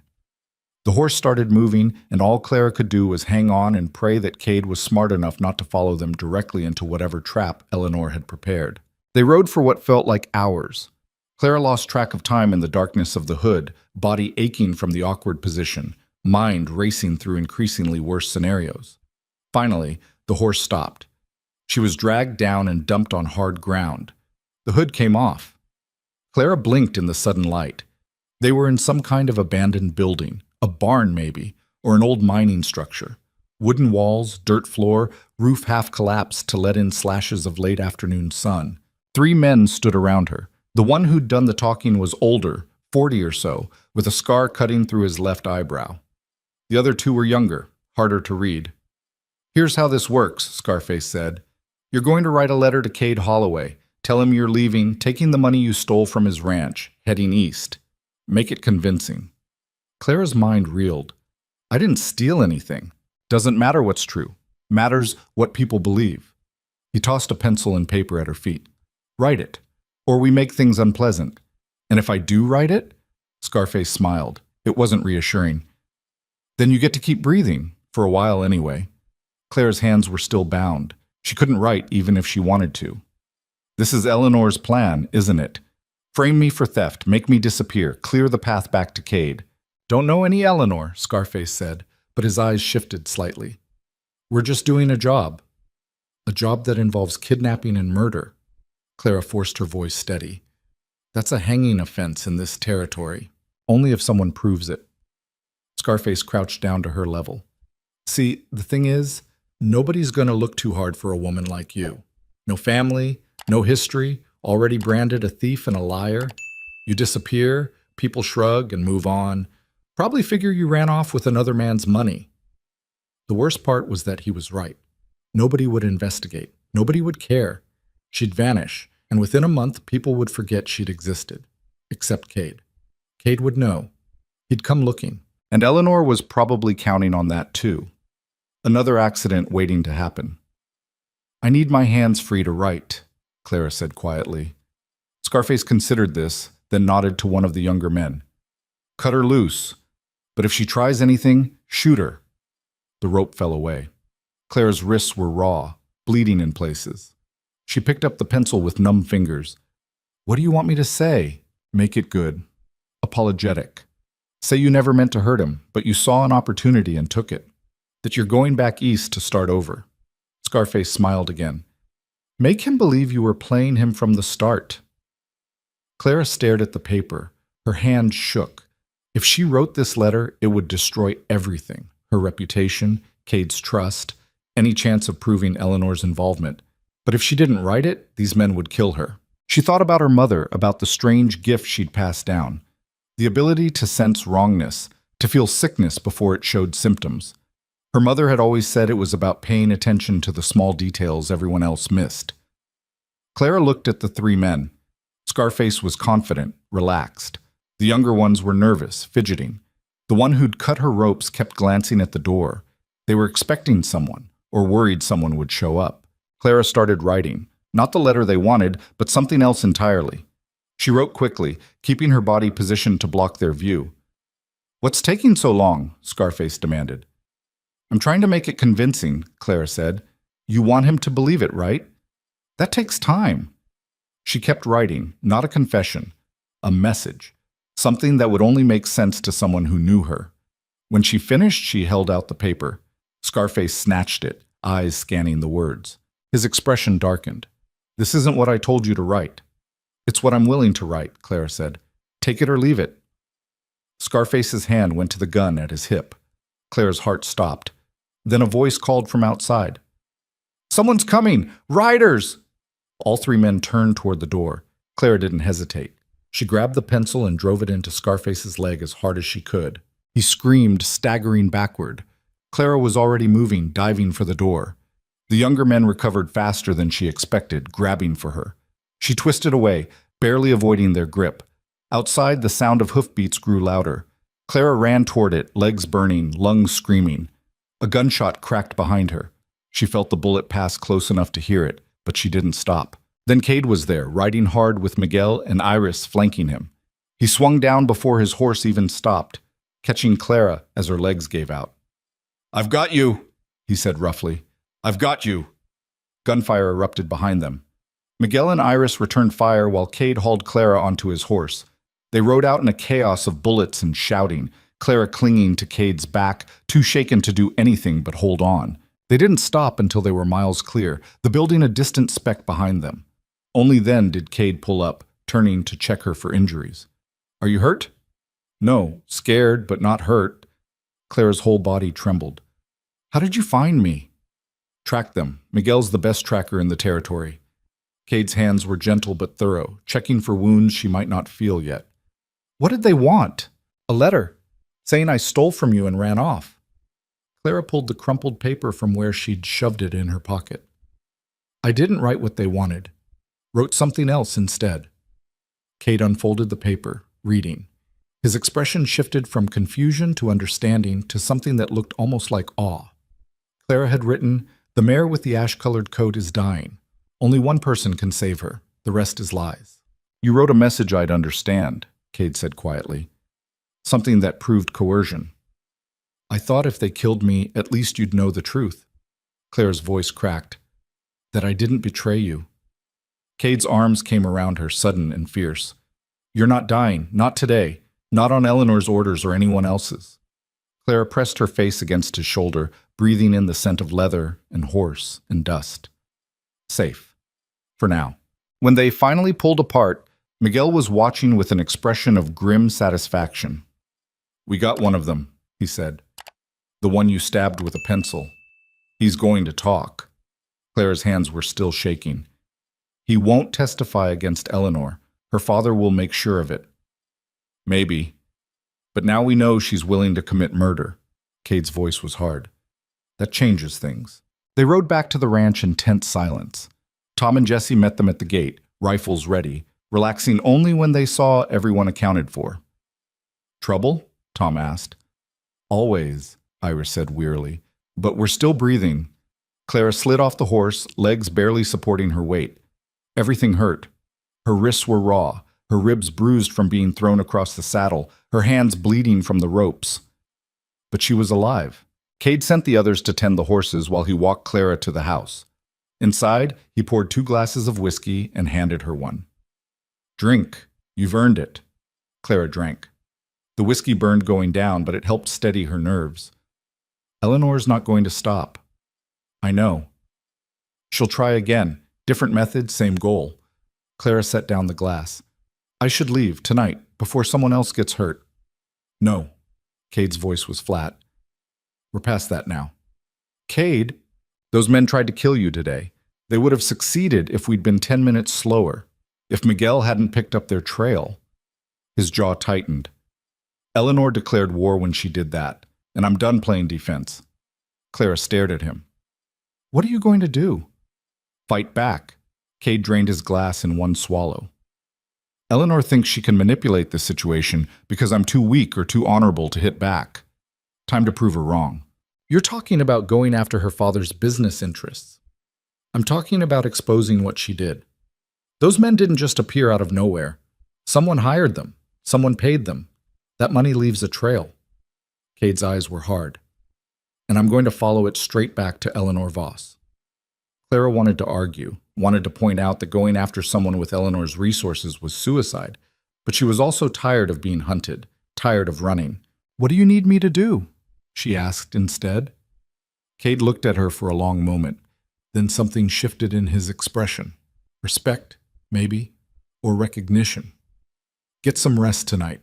Tomorrow, we ride into town and file charges against those men for attempted murder and kidnapping. Force the law to investigate. Make noise. Get people asking questions Eleanor can't afford to have answered. The sheriff is on her father's payroll.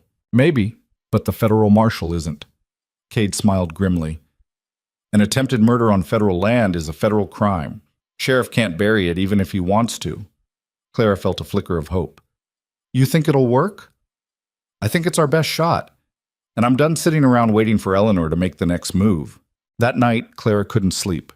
She lay in her small room, staring at the ceiling, replaying the day's events. The ambush, the kidnapping, the moment she'd thought she was going to die, and the moment Cade had appeared, riding hard, refusing to leave her behind. A soft knock on her door brought her upright. "Yeah?" The door opened. Cade stood in the doorway, still fully dressed. "Couldn't sleep either?" "No." He hesitated, then stepped inside, leaving the door open for propriety's sake. "I wanted to say something about today." Clara sat up fully, pulling the blanket around her shoulders. "Okay." "What you did in that canyon, stepping out to draw their fire. That was the bravest and stupidest thing I've ever seen." Cade's voice was rough. "Don't ever do it again." "I was trying to save your life." "And I was trying to save yours." He moved closer, sitting on the edge of her bed. "Clara, if I'd lost you today, those men had killed you while I rode away to save my own skin, I wouldn't have been able to live with that."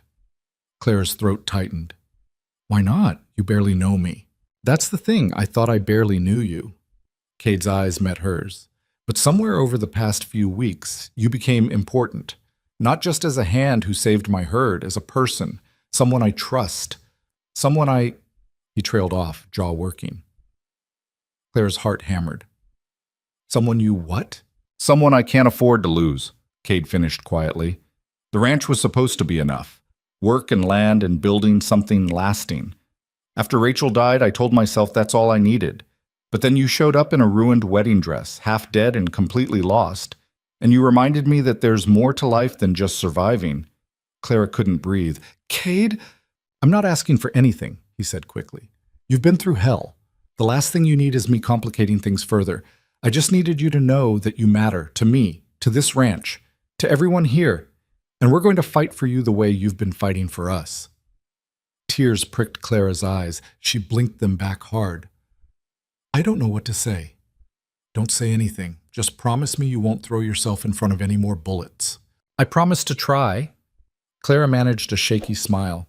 Can't guarantee success. Cade almost laughed. Fair enough. He stood, moving toward the door. Get some rest. Tomorrow's going to be hard. Cade? Clara's voice stopped him. Thank you for coming after me. Always, he said simply. Then he was gone, leaving Clara alone with her racing thoughts and the warmth spreading through her chest. The next morning, they rode into town. All of them, Cade, Clara, Miguel, Iris, even Tom and Jesse, a show of force. The sheriff's office was a small wooden building next to the jail. Sheriff Porter looked up from his desk when they walked in, his expression going from surprise to wariness in an instant. Mr. Holloway, what brings you in with an army? Attempted murder, Cade said flatly. Yesterday, 4 men ambushed us in Canyon Pass. They shot at us, kidnapped Miss Whitmore, and threatened to kill her unless she signed a false confession. Porter's face remained carefully neutral. That's a serious accusation. It's a serious crime. Cade dropped the crumpled letter on Porter's desk. There's the proof. They wanted her to write a confession of theft. When she wrote something else instead, they tried to kill her. Porter picked up the letter, reading slowly. This doesn't prove anything except that someone wrote something unclear. There's also the man we captured, Miguel said. He's being held at the ranch, ready to testify. Under duress, I imagine. Porter set down the letter. Look, Mr. Holloway, I understand you're upset, but without clear evidence of who hired these men or what their intentions were, there's not much I can do. Then I'll take it to the federal marshal, Cade said. Attempted murder on federal land is his jurisdiction anyway. Porter's expression hardened. Now, there's no need to escalate. The door burst open. Eleanor Voss swept in, followed by a well-dressed man Clara didn't recognize. Sheriff Porter, I'm so glad you're here, Eleanor said breathlessly. I need to report a theft. This woman, she pointed at Clara, stole money from my reticule yesterday while I was shopping. $300. Clara's stomach dropped. Cade's hand went to his gun. That's a lie. Is it? The man with Eleanor stepped forward. I'm Thomas Blackwood, Miss Voss's attorney. I have 3 witnesses who saw Miss Whitmore near my client's carriage yesterday afternoon. Shortly after, the money was discovered missing. I wasn't anywhere near her carriage, Clara said, but her voice sounded weak even to her own ears. Eleanor's expression was sympathetic, poisonously so. I understand times are hard, dear, and you've been through so much. But stealing is a crime. Sheriff, I want her arrested. Porter looked uncomfortable. Miss Voss, perhaps we should arrested, Eleanor repeated firmly. Unless Mr. Holloway would like to make restitution on her behalf, I'm willing to drop charges if the money is returned. The trap snapped shut. Clara saw it clearly now. If Cade paid, it looked like an admission of guilt. If he didn't, Clara went to jail on false charges. Either way, Eleanor won. This is ridiculous, Iris snapped. Clara was at the ranch all day yesterday. We can prove it. Can you? Blackwood smiled. Because I have sworn statements from 3 upstanding citizens who say otherwise, unless you're suggesting they're all lying. I'm suggesting someone paid them to lie, Cade said. That's a serious accusation, Mr. Holloway, one you'll need proof for. Blackwood pulled out a document. Sheriff Porter, this is a formal complaint. I trust you'll do your duty. Porter's hand went to the handcuffs on his belt. Miss Whitmore, I'm going to have to ask you to come with me. No. Cade stepped between Clara and the sheriff. You arrest her. You'll have to go through me first. Cade, don't, Clara said quietly. It's okay. It's not okay. This is a setup and everyone knows it. Then we'll prove it in court. Clara touched his arm. Let me do this. Fighting the sheriff won't help. She could see Cade struggling with the decision, saw the moment he realized she was right. Resisting arrest would only make things worse. He stepped aside, but his eyes stayed on Eleanor. This isn't over. No, Eleanor agreed softly. It's not. Porter cuffed Clara's wrists, the metal cold against her skin. She'd been bound twice in 2 days now. It was starting to feel like a permanent condition. As Porter led her toward the jail cells, Clara looked back once. Cade stood frozen, hands clenched into fists, face twisted with fury and helplessness. Clara tried to give him a reassuring smile. Wasn't sure she succeeded.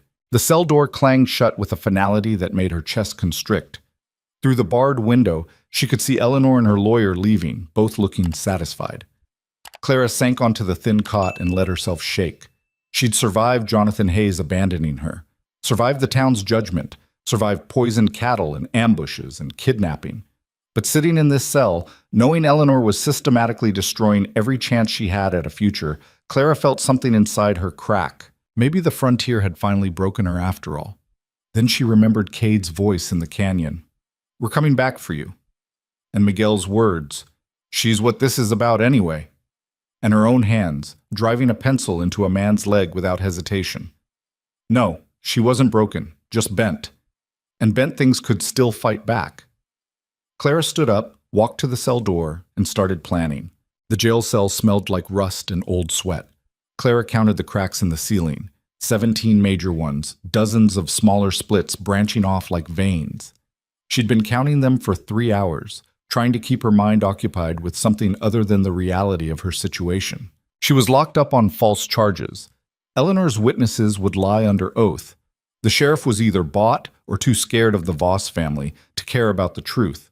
And somewhere outside these walls, Cade was probably doing something reckless that would only make everything worse. Footsteps in the hallway made her sit up. Sheriff Porter appeared, looking uncomfortable. Behind him stood a woman Clara didn't recognize, late 30s, dressed in severe gray, carrying a leather satchel. "You have a visitor," Porter said. "Legal counsel." The woman stepped into view. "Margaret Chen, I'm an attorney from Silverton. Mr. Holloway retained my services this morning." Clara blinked. "Cade hired you?" "He did. Rode 20 miles before dawn to reach my office." Margaret's voice was crisp, professional. "May I speak with my client privately, Sheriff?" Porter hesitated, then nodded. 10 minutes. I'll be right outside." When the door closed, Margaret pulled a stool close to the cell bars and sat. "Let's be efficient. Tell me exactly what happened, leaving nothing out." Clara did. The ambush, the kidnapping, the forced letter, Eleanor's accusation in the sheriff's office. Margaret took notes in a small leather book, her expression unreadable. "The witnesses Eleanor produced," Margaret said when Clara finished. "Do you know who they are?" "No, I've never seen them before yesterday." "That's actually good. Makes it easier to prove fabrication." Margaret tapped her pencil against the notebook. "Here's our situation. The theft charge is weak. 3 witnesses claiming they saw you near a carriage isn't proof you took anything. But it's enough to hold you for arraignment. That's scheduled for tomorrow morning." Clara's stomach sank. "What happens then?" "Judge Harmon will hear the charges. He's not on the Voss payroll, but he's conservative and doesn't like disruption. If Eleanor's lawyer presents a compelling case, he might bind you over for trial. That means weeks in this cell waiting for a circuit judge." "Weeks?" "Possibly months." Margaret's expression softened slightly. "I won't lie to you, Miss Whitmore. This is a dangerous situation. Eleanor Voss has resources and connections. She's playing a long game." "What's the short game?" Clara asked. "Because I don't have months." Margaret studied her for a moment. "The short game is forcing her hand, making her reveal herself before she can build an airtight case. But that's risky." "Everything's risky at this point." "True." Margaret stood, gathering her things. "Mr. Holloway said you're tougher than you look. I hope he's right, because tomorrow is going to test that." After she left, Clara lay back on the thin cot and stared at the ceiling cracks again. Somewhere outside, the sun was setting. She could see a slice of orange sky through the high window. She thought about the ranch, about Ash, the gray mare who'd been the first animal she'd saved, about Miguel's quiet respect and Iris's grudging acceptance, about Cade's hands, rough and gentle at the same time, checking her for injuries after the kidnapping, about the way he'd said, "Someone I can't afford to lose." Clara closed her eyes. She'd survived this. She had to. The night dragged. Clara dozed fitfully, waking at every sound. Once she heard shouting outside, male voices, angry. She couldn't make out words, but she recognized Cade's tone. He was out there fighting for her while she sat locked in a cage. Morning came gray and cold. Porter brought weak coffee and hardtack that tasted like sawdust. Clara forced herself to eat anyway. She'd need her strength. At 9 o'clock, Porter unlocked the cell. Arraignment's in 30 minutes. You'll be cuffed for transport. Is that necessary? The courthouse is across the street. Regulations. His voice was apologetic but firm. Sorry, Miss Whitmore. The handcuffs felt familiar now. Clara walked out of the jail with her head up, refusing to show weakness. A small crowd had gathered outside the courthouse, curious townspeople, probably hoping for entertainment. Clara spotted Cade immediately. He stood near the courthouse steps with Miguel and Iris flanking him like bodyguards. When he saw her, something fierce and protective flashed across his face. Eleanor was there too, of course. She stood with her lawyer and 3 well-dressed strangers who had to be the lying witnesses.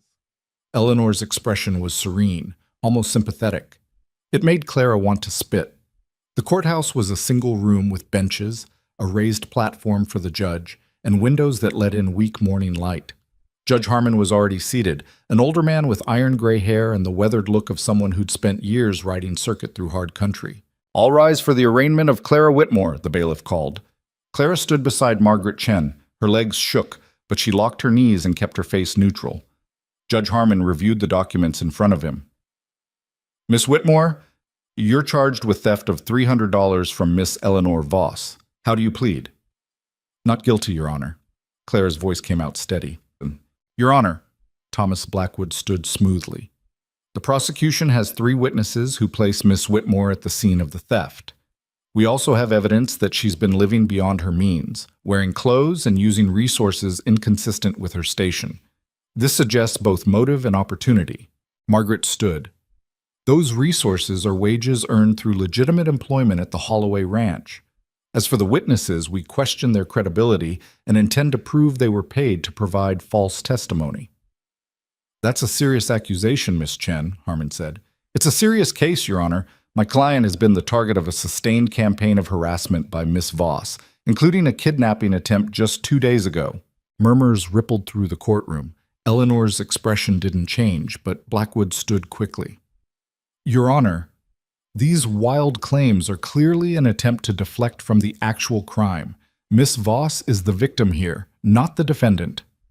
Perhaps both are victims, Margaret said, of a system that allows wealth and influence to manipulate justice. Harmon's eyes narrowed. Miss Chen, I won't have my courtroom turned into a political forum. Stick to the facts. The facts are these, Your Honor. Miss Whitmore was at the Holloway Ranch the entire day of the alleged theft. We have 4 witnesses who can corroborate this. Mr. Holloway, Miguel Reyes, Iris Blackwood, and Thomas Parker, all respected members of this community. Respected by whom? Blackwood interjected. Mr. Holloway is known to have poor judgment when it comes to hiring. Miguel Reyes is Mexican. Iris Blackwood is an unmarried woman doing men's work. And Thomas Parker is barely out of boyhood. These are hardly credible character witnesses. Clara felt rage burn through her chest. She started to speak, but Margaret's hand on her arm stopped her. Your Honor, Margaret said calmly, Mr. Blackwood just revealed his case has nothing to do with evidence and everything to do with prejudice. He's not interested in justice. He's interested in destroying a young woman whose only crime was refusing to be intimidated by someone with more money and power. The courtroom erupted, people shouting, the bailiff calling for order. Harmon slammed his gavel repeatedly. Silence! I will have order or I'll clear this courtroom. The noise died down. Harmon looked between Margaret and Blackwood, clearly irritated with both. Here's what's going to happen, he said. I'm setting a preliminary hearing for 3 days from now. Both sides will present witnesses and evidence. Until then, Miss Whitmore will remain in custody. Your Honor, my client poses no flight risk, Margaret protested. She has steady employment and strong ties to the community. She also has no family, no property, and every reason to run, Blackwood countered. The bail should be set high to ensure her appearance. Harmon considered. Bail is set at $500. Clara's heart sank. $500 might as well be $5,000. She didn't have it. Cade didn't have it either, not in liquid cash. Your Honor, that's excessive for a first time. My decision is final, Miss Chen. Harmon gathered his papers. 3 days. Come prepared to prove your claims. Court is adjourned. Porter took Clara's arm, guiding her back toward the jail. She caught Cade's eye as she passed. He looked like he wanted to tear the courthouse apart with his bare hands. Outside, away from the crowd, Porter spoke quietly. For what it's worth, I think this whole thing stinks, but I've got a family to feed. Can't afford to make enemies. Clara understood. Fear was easier than courage. I know. Back in the cell, Clara paced. 3 days until the hearing. 3 days for Eleanor to shore up her false witnesses, maybe produce more evidence Clara couldn't refute. 3 days of sitting helpless while her fate was decided by people who'd already made up their minds. Footsteps again. This time it was Margaret Chen, looking grim. I spoke with your employer, she said without preamble.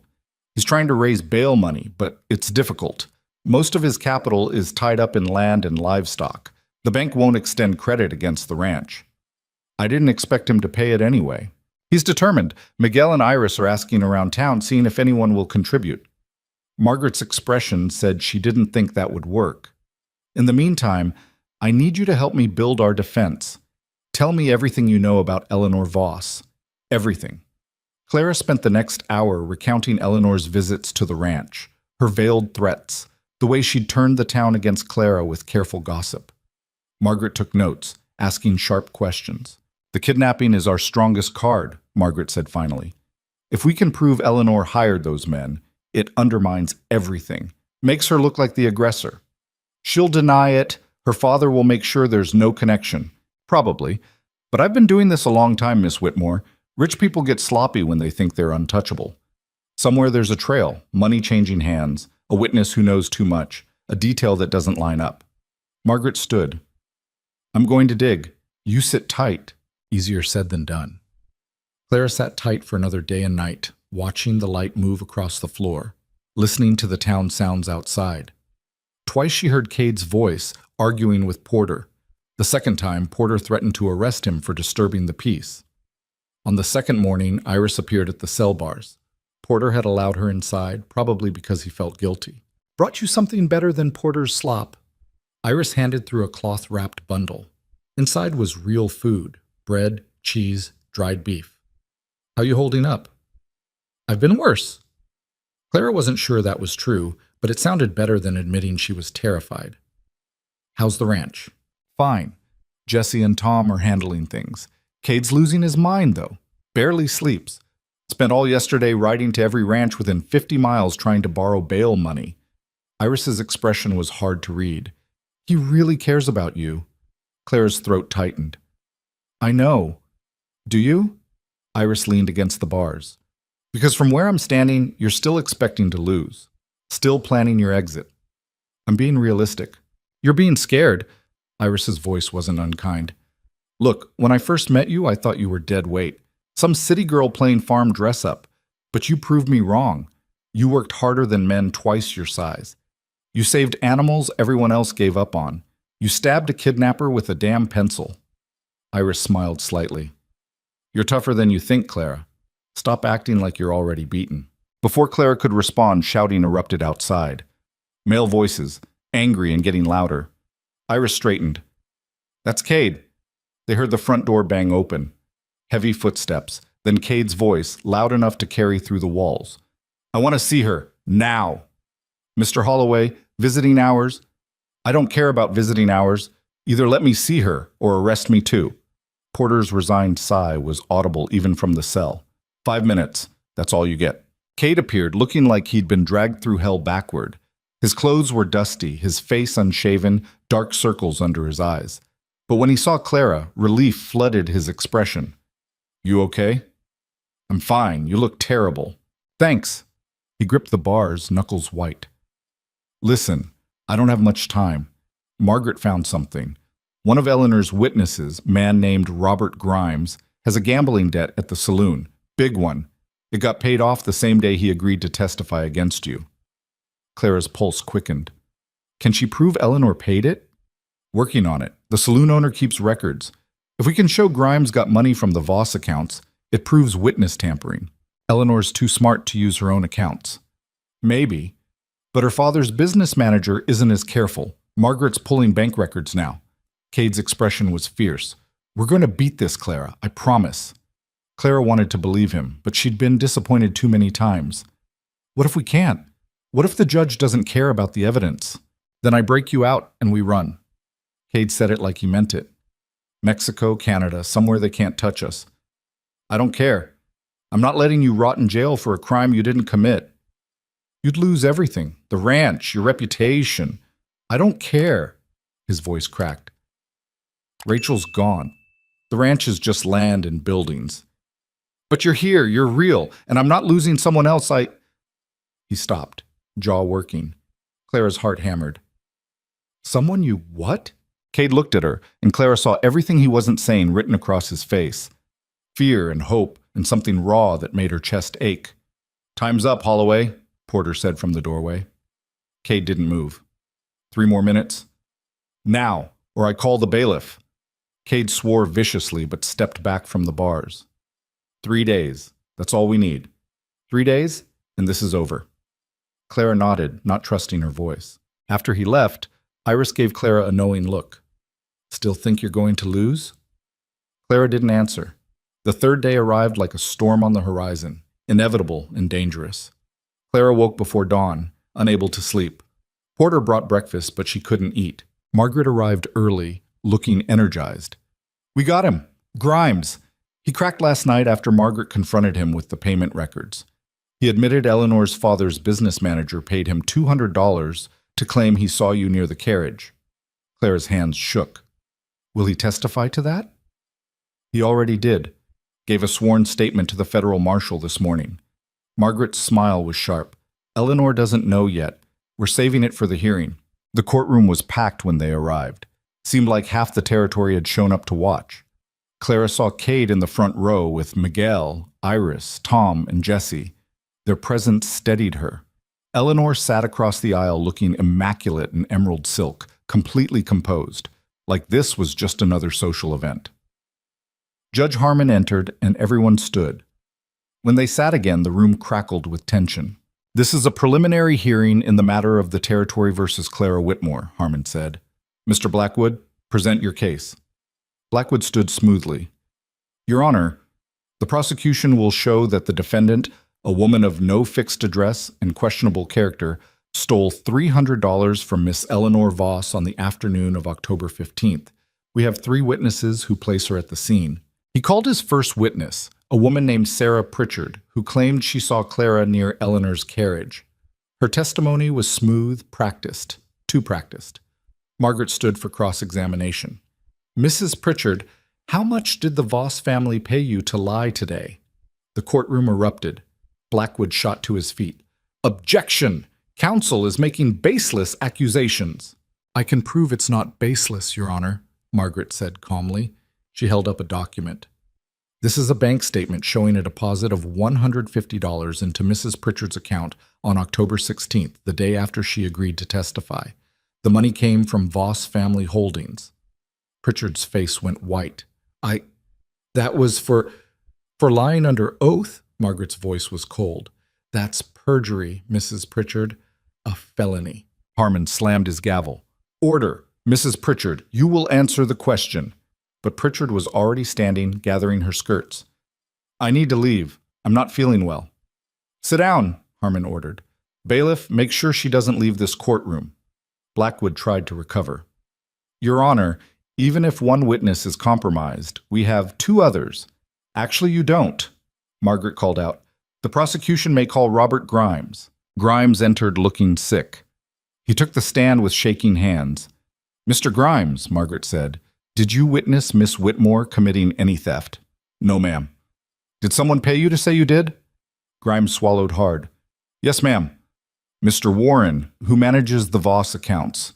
He gave me $200 to testify I saw Miss Whitmore near the carriage. The courtroom exploded. Clara heard Eleanor's sharp intake of breath, saw her exchange a panicked look with Blackwood. Harmon's gavel slammed repeatedly. Order! I will have order! When the noise died down, Margaret continued. Mr. Grimes, did anyone else know about this arrangement? I don't know, ma'am. Warren said it was important business, that Miss Voss needed help dealing with a dangerous woman. Grimes looked at Clara, then away. I needed the money. I'm sorry. Margaret turned to Harmon. Your Honor, the prosecution's case is built entirely on purchase testimony. Every witness was paid by the Voss family to lie. This is witness tampering, conspiracy to commit perjury, and malicious prosecution. I move for immediate dismissal of all charges. Blackwood stood, face red. Your Honor, these allegations against my client are inflammatory and backed by bank records and sworn testimony, Margaret interrupted. Would you like to add obstruction of justice to Miss Voss's charges? Eleanor stood, finally losing her composure. This is absurd. That woman is a criminal and a liar. She seduced Cade Holloway and wormed her way into his life for money. Everyone knows it. Everyone knows what you told them, Margaret said, but the evidence shows you fabricated a crime to destroy an innocent woman. The question is why? Because she doesn't belong here. Eleanor's voice rose, sharp and desperate. She's nothing, nobody. A runaway bride who got exactly what she deserved. Cade should have thrown her out the day she showed up, but instead he... She stopped, realizing what she'd revealed. The courtroom had gone silent. Judge Harmon leaned forward. Miss Voss, are you admitting this prosecution was personal rather than criminal in nature? Eleanor's lawyer grabbed her arm, whispering urgently. She shook him off. Personal? Yes, it's personal. I've watched that woman take everything that should have been mine. Cade was supposed to marry me. This ranch was supposed to be ours. But he chose a Mexican farm girl instead, and when she died, I thought... Eleanor's voice cracked.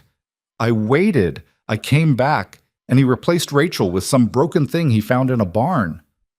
Clara felt the words like slaps, but she kept her face neutral, gave Eleanor nothing. Cade stood. Your Honor, I'd like to address the court. Sit down, Mr. Holloway, Harmon said, but without heat. With respect, Your Honor, I won't. Cade moved into the center aisle. Miss Voss is right about one thing. I did choose Rachel over her, and I'd make that choice 1,000 more times because Rachel was honest and brave and everything Eleanor will never be. Eleanor's face twisted. And you're right that Clara Whitmore showed up at my ranch with nothing, Cade continued. She was broken and scared and had every reason to give up. But she didn't. She saved my animals when nobody else could. She worked harder than any hand I've hired. She risked her life to protect people she barely knew. That's not weakness, Eleanor. That's strength you'll never understand. How touching, Eleanor spat. The rough frontiersman defending his pet charity case. She's not a charity case. Cade's voice was quiet, but carried through the courtroom. She's the woman I love, and I'm not letting you destroy her to satisfy your ego. The courtroom erupted again. Clara couldn't breathe, couldn't think. Did Cade just, in front of everyone? Harmon's gavel slammed. Enough! All of you, sit down and be quiet. Slowly, order returned. Harmon looked exhausted. Based on the evidence presented, he said heavily, I'm dismissing all charges against Clara Whitmore. Furthermore, I'm referring this matter to the federal marshal for investigation of witness tampering, perjury, and conspiracy. Miss Voss, Mr. Blackwood, you're both ordered to remain in the territory pending that investigation. Eleanor's face went ashen. Blackwood started to protest, but Harmon cut him off. This hearing is concluded. Miss Whitmore, you're free to go. Porter unlocked Clara's handcuffs. The metal fell away, and for a moment she just stood there, stunned. Free. She was free. The courtroom dissolved into chaos, people talking, arguing, demanding explanations. Clara pushed through the crowd, not looking at anyone, just needing air. Outside, she leaned against the courthouse wall and gulped down deep breaths. The autumn sun was warm on her face. She could hear birds singing. She was free. Clara, she turned. Cade stood a few feet away, looking uncertain, like he wasn't sure she wanted him near her. You told the whole town you loved me, Clara said. Her voice shook. I did. That's going to cause problems. More gossip. Make things harder. I know. Eleanor's father will come after you now. After the ranch. He won't let this go. Probably not. Cade stepped closer. But I meant what I said. Every word. Clara's eyes burned. I don't know if I can love you back. I don't know if I'm capable of that anymore. Jonathan broke something in me. Jonathan was a coward who didn't deserve you, Cade said. "And I'm not asking you to love me. I'm just asking you to stay. Let me prove that not every man is a liar. Let me show you what you're worth." Clara wanted to say yes, wanted to fall into his arms and believe everything would be fine. But she'd believed before, and it had destroyed her. "I need time," she whispered, "to figure out who I am when I'm not running or fighting or surviving." "Take all the time you need," Cade's voice was rough. "I'll be there. At the ranch. Waiting." Miguel appeared, clearing his throat. "Boss, we should go. Eleanor's making threats about her father's lawyers." Cade nodded, but didn't move. His eyes stayed on Clara. "Come home when you're ready," he said quietly. Then he turned and walked away, leaving Clara standing alone in the afternoon sun. She watched him go. This man who'd risked everything to save her. This man who'd told a courtroom full of people he loved her without hesitation. This man who terrified her because she was starting to believe him. Margaret Chen appeared at her elbow. "You did well in there." "I barely said anything." "Exactly. You let the evidence speak." Margaret handed her a card. "If Eleanor's father tries anything, call me. I'm not done with this case yet." After Margaret left, Clara walked through town. People stared, but nobody spoke to her. The whispers followed her like shadows. She ended up at the general store. Howard Beckett looked up nervously when she entered. "Miss Whitmore, I heard about the trial. Congratulations." Clara nodded. "I need supplies, trail rations for 3 days, and a map of the territory." Howard's eyes widened. "You leaving?" "Maybe. Haven't decided yet." She paid with the small wages Cade had given her before the arrest and walked out carrying the supplies. The map crinkled in her pocket, a promise of escape. She could leave. Right now. Just walk away from this town, this ranch, this complicated man who'd upended everything she thought she knew about trust. But as she stood on the town's main street, watching the sun sink toward the mountains, Clara thought about Ash waiting in her stall, about Miguel's quiet respect and Iris's grudging friendship, about fence lines needing repair and cattle that would get sick again without someone who understood them, about Cade's voice saying, "The woman I love," like it was simple truth instead of terrifying complexity. Clara looked at the road leading out of town. Then she looked at the road leading back to the ranch. She stood there for a long time, trying to decide which direction would hurt less. Finally, she started walking. Clara walked toward the ranch, not away from it. She hadn't consciously decided. Her feet just carried her in that direction while her mind churned through fear and possibility. The sun dropped lower, painting the hills in shades of copper and gold, and she kept walking.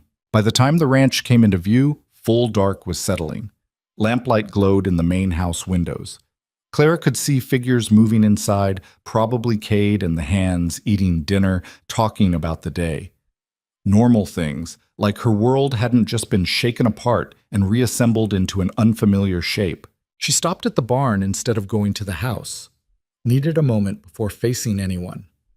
Inside, the familiar smell of hay and horses wrapped around her like a blanket. Ash nickered softly from her stall. Clara walked over, resting her forehead against the mare's warm neck. "Hey girl, miss me?" The horse nuzzled her shoulder, and Clara felt something tight in her chest loosen slightly. Animals didn't lie, didn't manipulate. They either trusted you or they didn't, and Ash trusted her. "Thought you might have left." Clara turned. Miguel stood in the barn doorway, silhouetted against the last light. "I thought about it," Clara admitted. "But you came back." "I came back." Clara stroked Ash's neck, not looking at him. "I don't know if that was smart." Miguel walked closer, leaning against the stall. "Smart's overrated. I did the smart thing once, stayed quiet when my father got cheated out of wages by a mine owner, didn't make trouble, kept my head down." His voice went hard. "He died broke and broken, while the mine owner got rich. Smart didn't help him. Didn't help anyone." Clara met his eyes. What would have helped? Fighting, making noise, refusing to let powerful people get away with destroying the powerless. Miguel's expression softened. "You fought, Clara. You could have confessed to something you didn't do, made it easier on everyone. But you didn't. That took guts. It took desperation. That's different." "No," Miguel said quietly. "It's not. Desperate people give up all the time. You didn't. That's the difference." Before Clara could respond, the barn door opened again. Cade stood there, and even in the dim light, Clara could see the tension in his shoulders. "I'll check the south fence," Miguel said, giving Clara a meaningful look before disappearing into the night. Cade walked toward her slowly, like approaching a spooked horse. "Wasn't sure you'd come back." "Wasn't sure I would either." They stood in awkward silence. Clara searched for words and came up empty. Everything felt too big, too complicated to fit into language. "I shouldn't have said what I said in court," Cade finally spoke. "Not like that. Not publicly. You deserved better than having your business announced to the whole territory." "You meant it, though.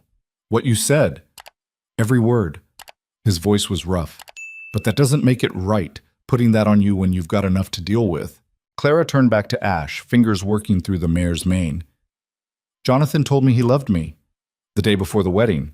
Said it looking right in my eyes, and I believed him completely. Then he disappeared with everything I had." Cade didn't interrupt. "So when you say it," Clara continued, voice shaking, "all I can think is, how do I know? How do I know you're not just another man who wants something from me? Who'll take what he needs and leave me with nothing?" "You don't know," Cade said simply. "That's the thing about trust. There's no guarantee. No proof. You just have to decide if someone's earned the chance to prove themselves." Clara laughed bitterly. "That's asking a lot." "Yeah, it is." Cade moved closer, stopping just outside her space. "But for what it's worth, I'm not asking you to trust me because I said some words in a courtroom. I'm asking you to look at what I've done. I hired you when nobody else would. I stood up to Eleanor and her father when it would have been easier to cut you loose. I rode into an ambush to get you back. I risked my ranch, my reputation, everything I've built." "Maybe you're just stubborn." "Definitely stubborn," Cade agreed, "but also honest." "I don't know how to be anything else, Clara. Rachel used to say it was my best and worst quality. I'm too direct for polite society, too rigid for politics. But I don't lie. Ever. So when I tell you I love you, that's not manipulation. That's just truth." Clara's eyes burned. She blinked hard, refusing to cry. "I don't know if I can love you back. I don't know if I remember how." "Then don't. Not yet. Maybe not ever." Cade's voice was steady. "Just stay. Work the ranch. Save animals. Give yourself time to heal. And if you ever decide you want more, I'll be here. If you don't, I'll still be here. Just in a different way." Clara finally turned to look at him directly. "Why? Why would you settle for that? Because having you here, even just as a friend and a hand, is better than not having you at all." Cade's expression was open, vulnerable in a way she'd never seen. "I've been alone for 4 years, Clara. I'm good at alone. But I don't want to be anymore. So whatever you're willing to give, I'll take it." The words hit something deep in Clara's chest. She'd spent so long expecting rejection, preparing for abandonment, that someone actively choosing to stay felt almost incomprehensible. "I'm not easy to be around," she whispered. "I'm angry a lot. Scared. I wake up at night thinking about Jonathan and Eleanor and all the ways people have hurt me. It might never get better." "Might not," Cade agreed, "but it also might. Either way, you don't have to deal with it alone." Clara looked at this man who'd found her in his barn, wearing a ruined wedding dress, and somehow decided she was worth fighting for. Who'd stood in a courtroom and declared his love in front of people who'd mock him for it, who was offering her time and space and patience without demanding anything in return. She thought about what Miguel had said, about fighting instead of staying quiet, about refusing to let powerful people destroy the powerless. She'd been powerless her whole life. Let people make decisions for her, shape her path, define her worth. Jonathan. Her aunt. The town. Eleanor. Maybe it was time to decide something for herself. "Okay," Claire said. "I'll stay." Relief flooded Cade's face. "Yeah?" "Yeah. But we do this slow. I need time." "As much as you need." Cade's smile was tentative but real. "Thank you." They stood in the barn, surrounded by horses and lamplight, and the solid reality of wood and earth. It wasn't romance, wasn't fireworks or grand gestures, just two damaged people choosing to exist in the same space and see what happened. It was enough. The next weeks fell into a rhythm. Clara worked the ranch alongside the hands, and slowly the whispers in town began to fade. People found new scandals to discuss. Eleanor and her lawyer left the territory after the federal marshal filed formal charges. Her father's business took a hit when other ranchers started asking uncomfortable questions about labor practices and land deals. Clara watched it all from a distance, feeling strangely detached. The woman who'd stood in that courtroom fighting for her life seemed like someone else now. She was still scared sometimes, still woke up gasping from nightmares about Jonathan or Eleanor or jail cells. But the fear was manageable. Shared. Cade kept his word about going slow. He didn't push, didn't demand, just worked beside her and made her laugh occasionally, and was there when the nightmares got bad. Miguel and Iris became actual friends, instead of just co-workers. Tom and Jesse started treating her like one of the hands instead of a curiosity. The ranch felt less like a refuge and more like home.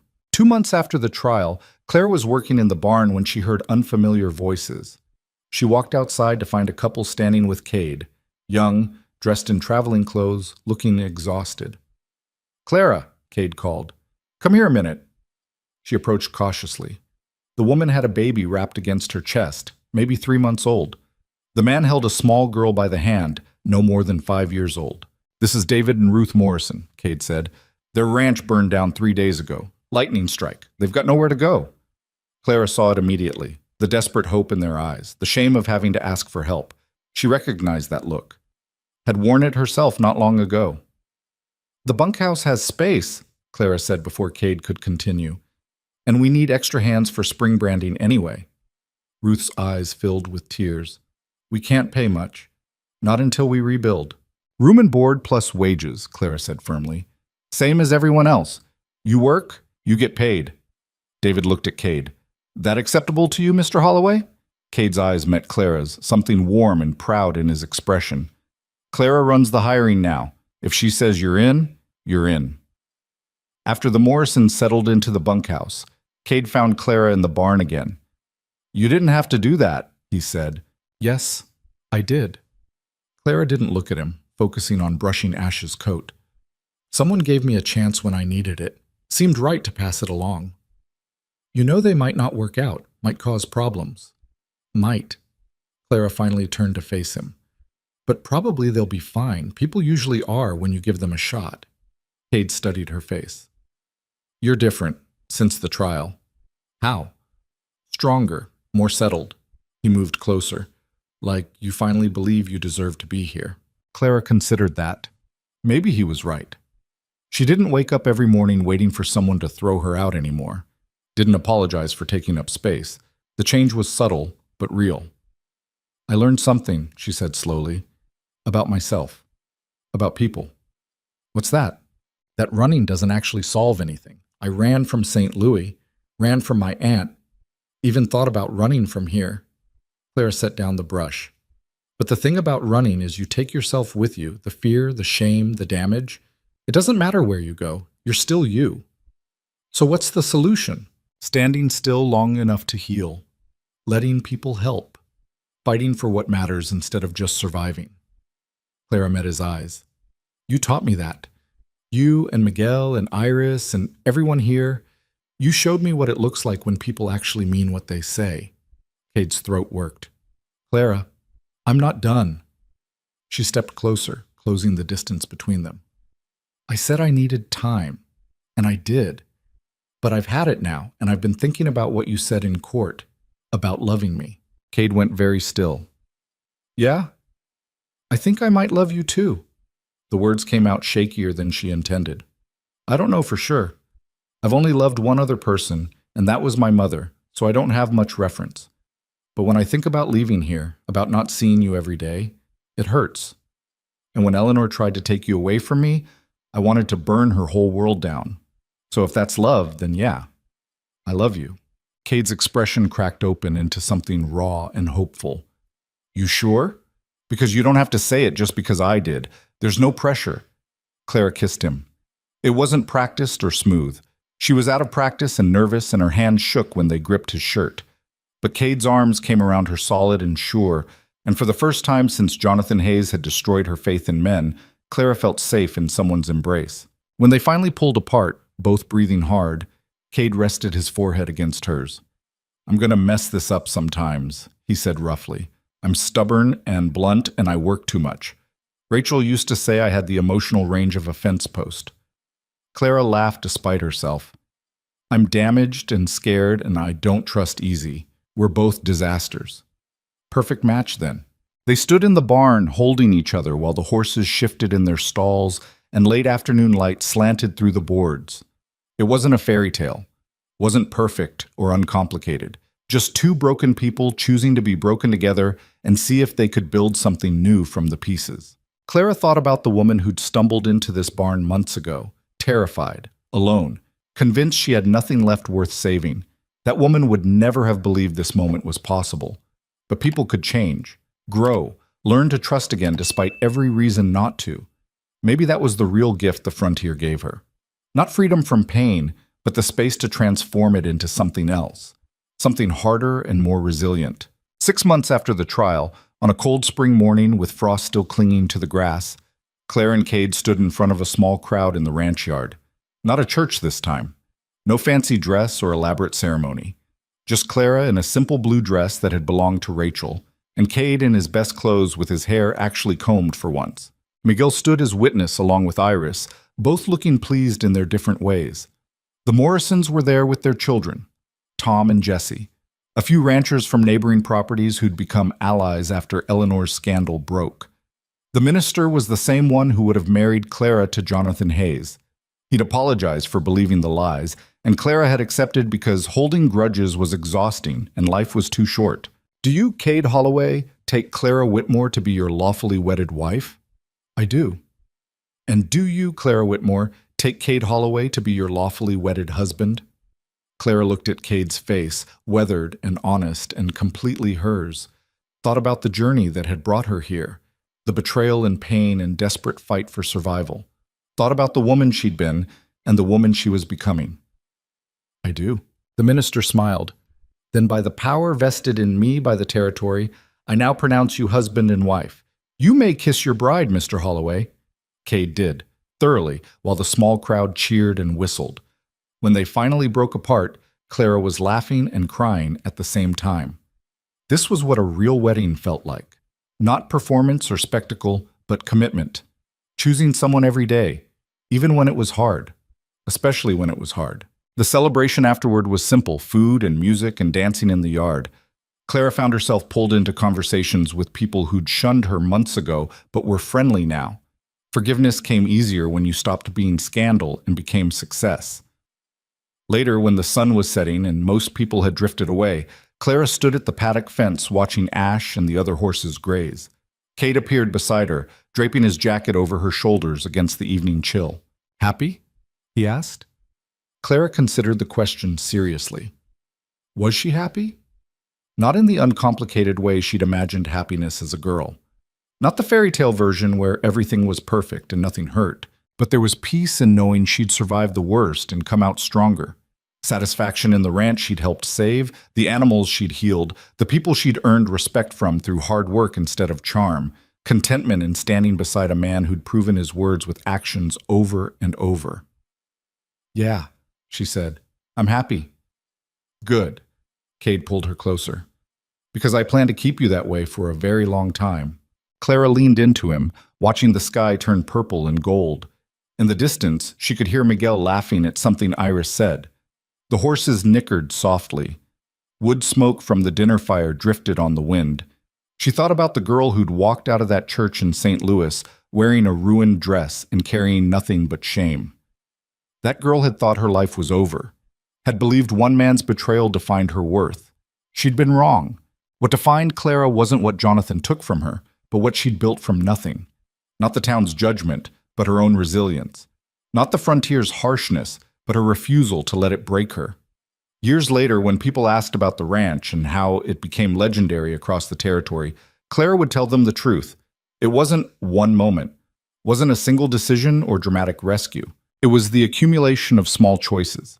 Staying when leaving was easier, fighting when surrender made more sense, trusting again despite every reason not to, working until her hands bled and her back screamed because animals were depending on her, standing up to people with more power and money because justice mattered more than comfort.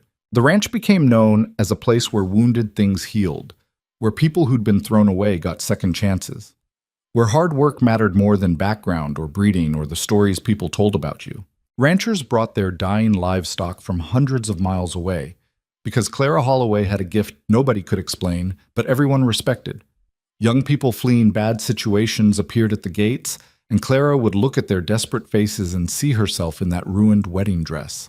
She always found room for one more. The ranch grew, not into an empire, but into something better, a community. The Morrisons rebuilt on neighboring land with money Cade and Clara lent them. Miguel eventually married a widow from town and brought her 3 children to live in a house Cade helped him build. Iris started training horses, became famous for it across 3 territories. Clara and Cade's life together wasn't smooth. They fought sometimes about money and decisions and whether they could afford to take in another stray family.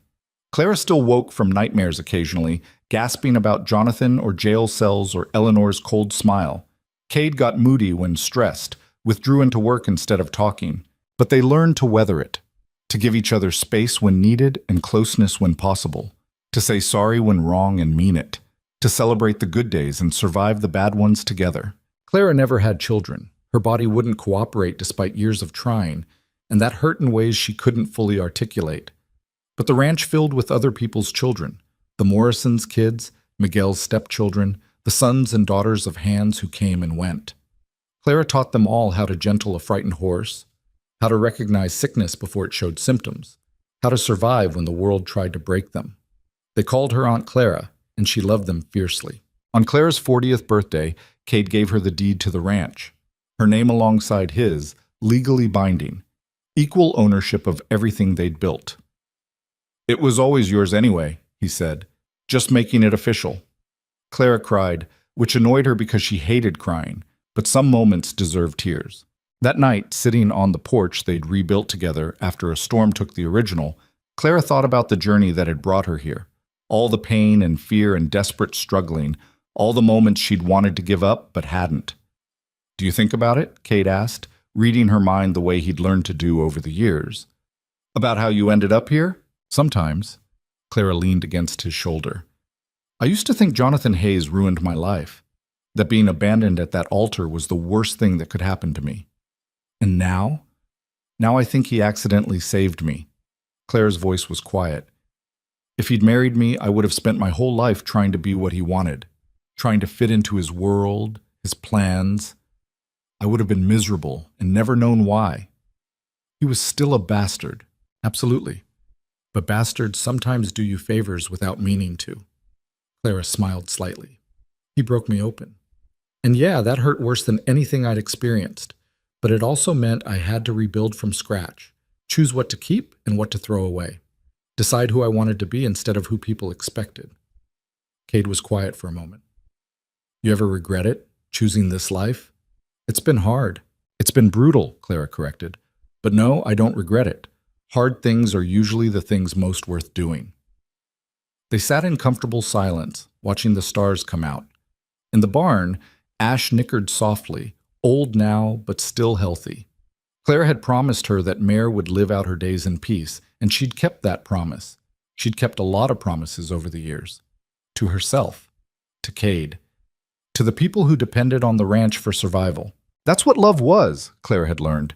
Not the butterflies and romance of young infatuation, though she and Cade had that sometimes too, but the daily choosing, the showing up even when tired, the fighting for each other and with each other and alongside each other, the refusing to quit even when quitting would be easier. 20 years after Clara first stumbled into Cade's barn, a young woman appeared at the ranch gate. She was maybe 19, wearing a dress that had once been nice but was now torn and filthy. Her face was bruised. Her eyes held the same desperate emptiness Clara remembered feeling. "Please," the girl whispered, "I need help. I have nowhere else to go." Clara looked at her and saw herself. Saw every person who'd ever been broken and discarded and told they deserved it. "Come inside," Clara said gently. "You're safe here." She led the girl to the house, sat her down, got her food and water, listened to her story, another man, another betrayal, another escape. The details were different, but the shape was the same. When the girl finished talking, she looked at Clara with hollow eyes. "Everyone says I'm ruined. that no decent person will ever want me now, that I should just accept what happened and be grateful for whatever scraps I can get. Clara felt rage burn through her, old and familiar, the same rage she'd felt when Eleanor called her worthless, when the town whispered she deserved abandonment, when men tried to kill her just for existing. "You're not ruined," Clara said firmly. "You're surviving, and survival is the first step toward everything else." "But how do I—" The girl's voice cracked. "How do I stop feeling like this? Like I'm worthless?" Clara thought about that question, about all the easy answers people gave that meant nothing, about the hard truth she'd learned through years of bleeding and fighting and refusing to quit. "You don't stop feeling it," Clara said honestly. "Not right away, maybe not for a long time, but you make different choices. You decide that other people's judgment doesn't define you. You find work that matters, people who see your worth, places where you belong. And slowly, piece by piece, you build a new life. One that's yours. One nobody can take away." "What if I can't? What if I'm not strong enough?" "You're strong enough." Clara gripped the girl's hand. "You know how I know? Because you made it here. You survived whatever happened and found the courage to ask for help. That's not weakness. That's the beginning of strength." The girl started crying, deep, wrenching sobs that shook her whole body. Clara held her, letting her break apart in a safe place. Sometimes you had to fall completely before you could start climbing back up. Later, after the girl fell asleep in the spare room, Clara walked out to the barn. Cade found her there, standing with Ash the way she always did when she needed to think. "Another one?" he asked. "Another one. You can't save them all, you know." Clara smiled slightly. "I know, but I can save this one, and maybe that's enough." Cade pulled her close. "You've built something good here, something important. I hope you know that." Clara did know. Not in the arrogant way, but in the quiet certainty that came from years of work. The ranch wasn't perfect. They still struggled with money sometimes, with drought and disease and all the things that tried to kill frontier life. But they survived.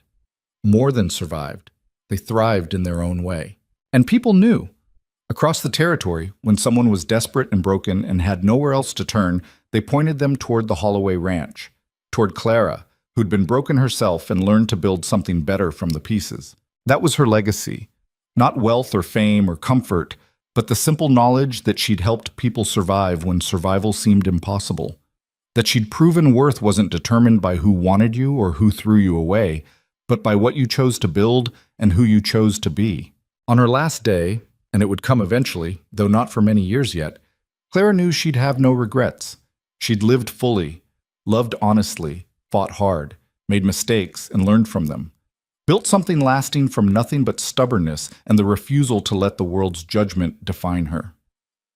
The woman who'd walked into that barn wearing a ruined wedding dress would have been proud. And maybe, Clara thought, as she stood in the lamplight with Cade's arms around her, and a frightened girl sleeping safe in their house, and horses breathing softly in their stalls, maybe that woman would also be surprised, because she'd thought her story was ending that night in the barn. But really, it was just beginning. The frontier had tried to break her. The world had thrown everything it could at her: betrayal, violence, lies, prison, poverty, scorn. And Clara Whitmore Holloway had survived it all. Not by being perfect or invulnerable, but by being stubborn and refusing to quit and learning that sometimes the strongest thing you can do is ask for help. She'd found home in the last place she expected, found love with a man who proved words with actions, found purpose in healing animals and helping people and building something that mattered. And if a girl in a ruined wedding dress could do that, then anyone could. That was the real lesson, the one Clara would spend the rest of her life teaching to every broken person who stumbled through her gates. You're not defined by what breaks you. You're defined by what you build afterward. And sometimes, the thing that nearly destroys you ends up being exactly what you needed to become who you were always meant to be. Clara smiled into the darkness, holding tight to the man she loved and the life she'd earned through blood and sweat and sheer determination. The barn door stood open behind her, the same door she'd stumbled through all those years ago. But she wasn't stumbling anymore. She was home.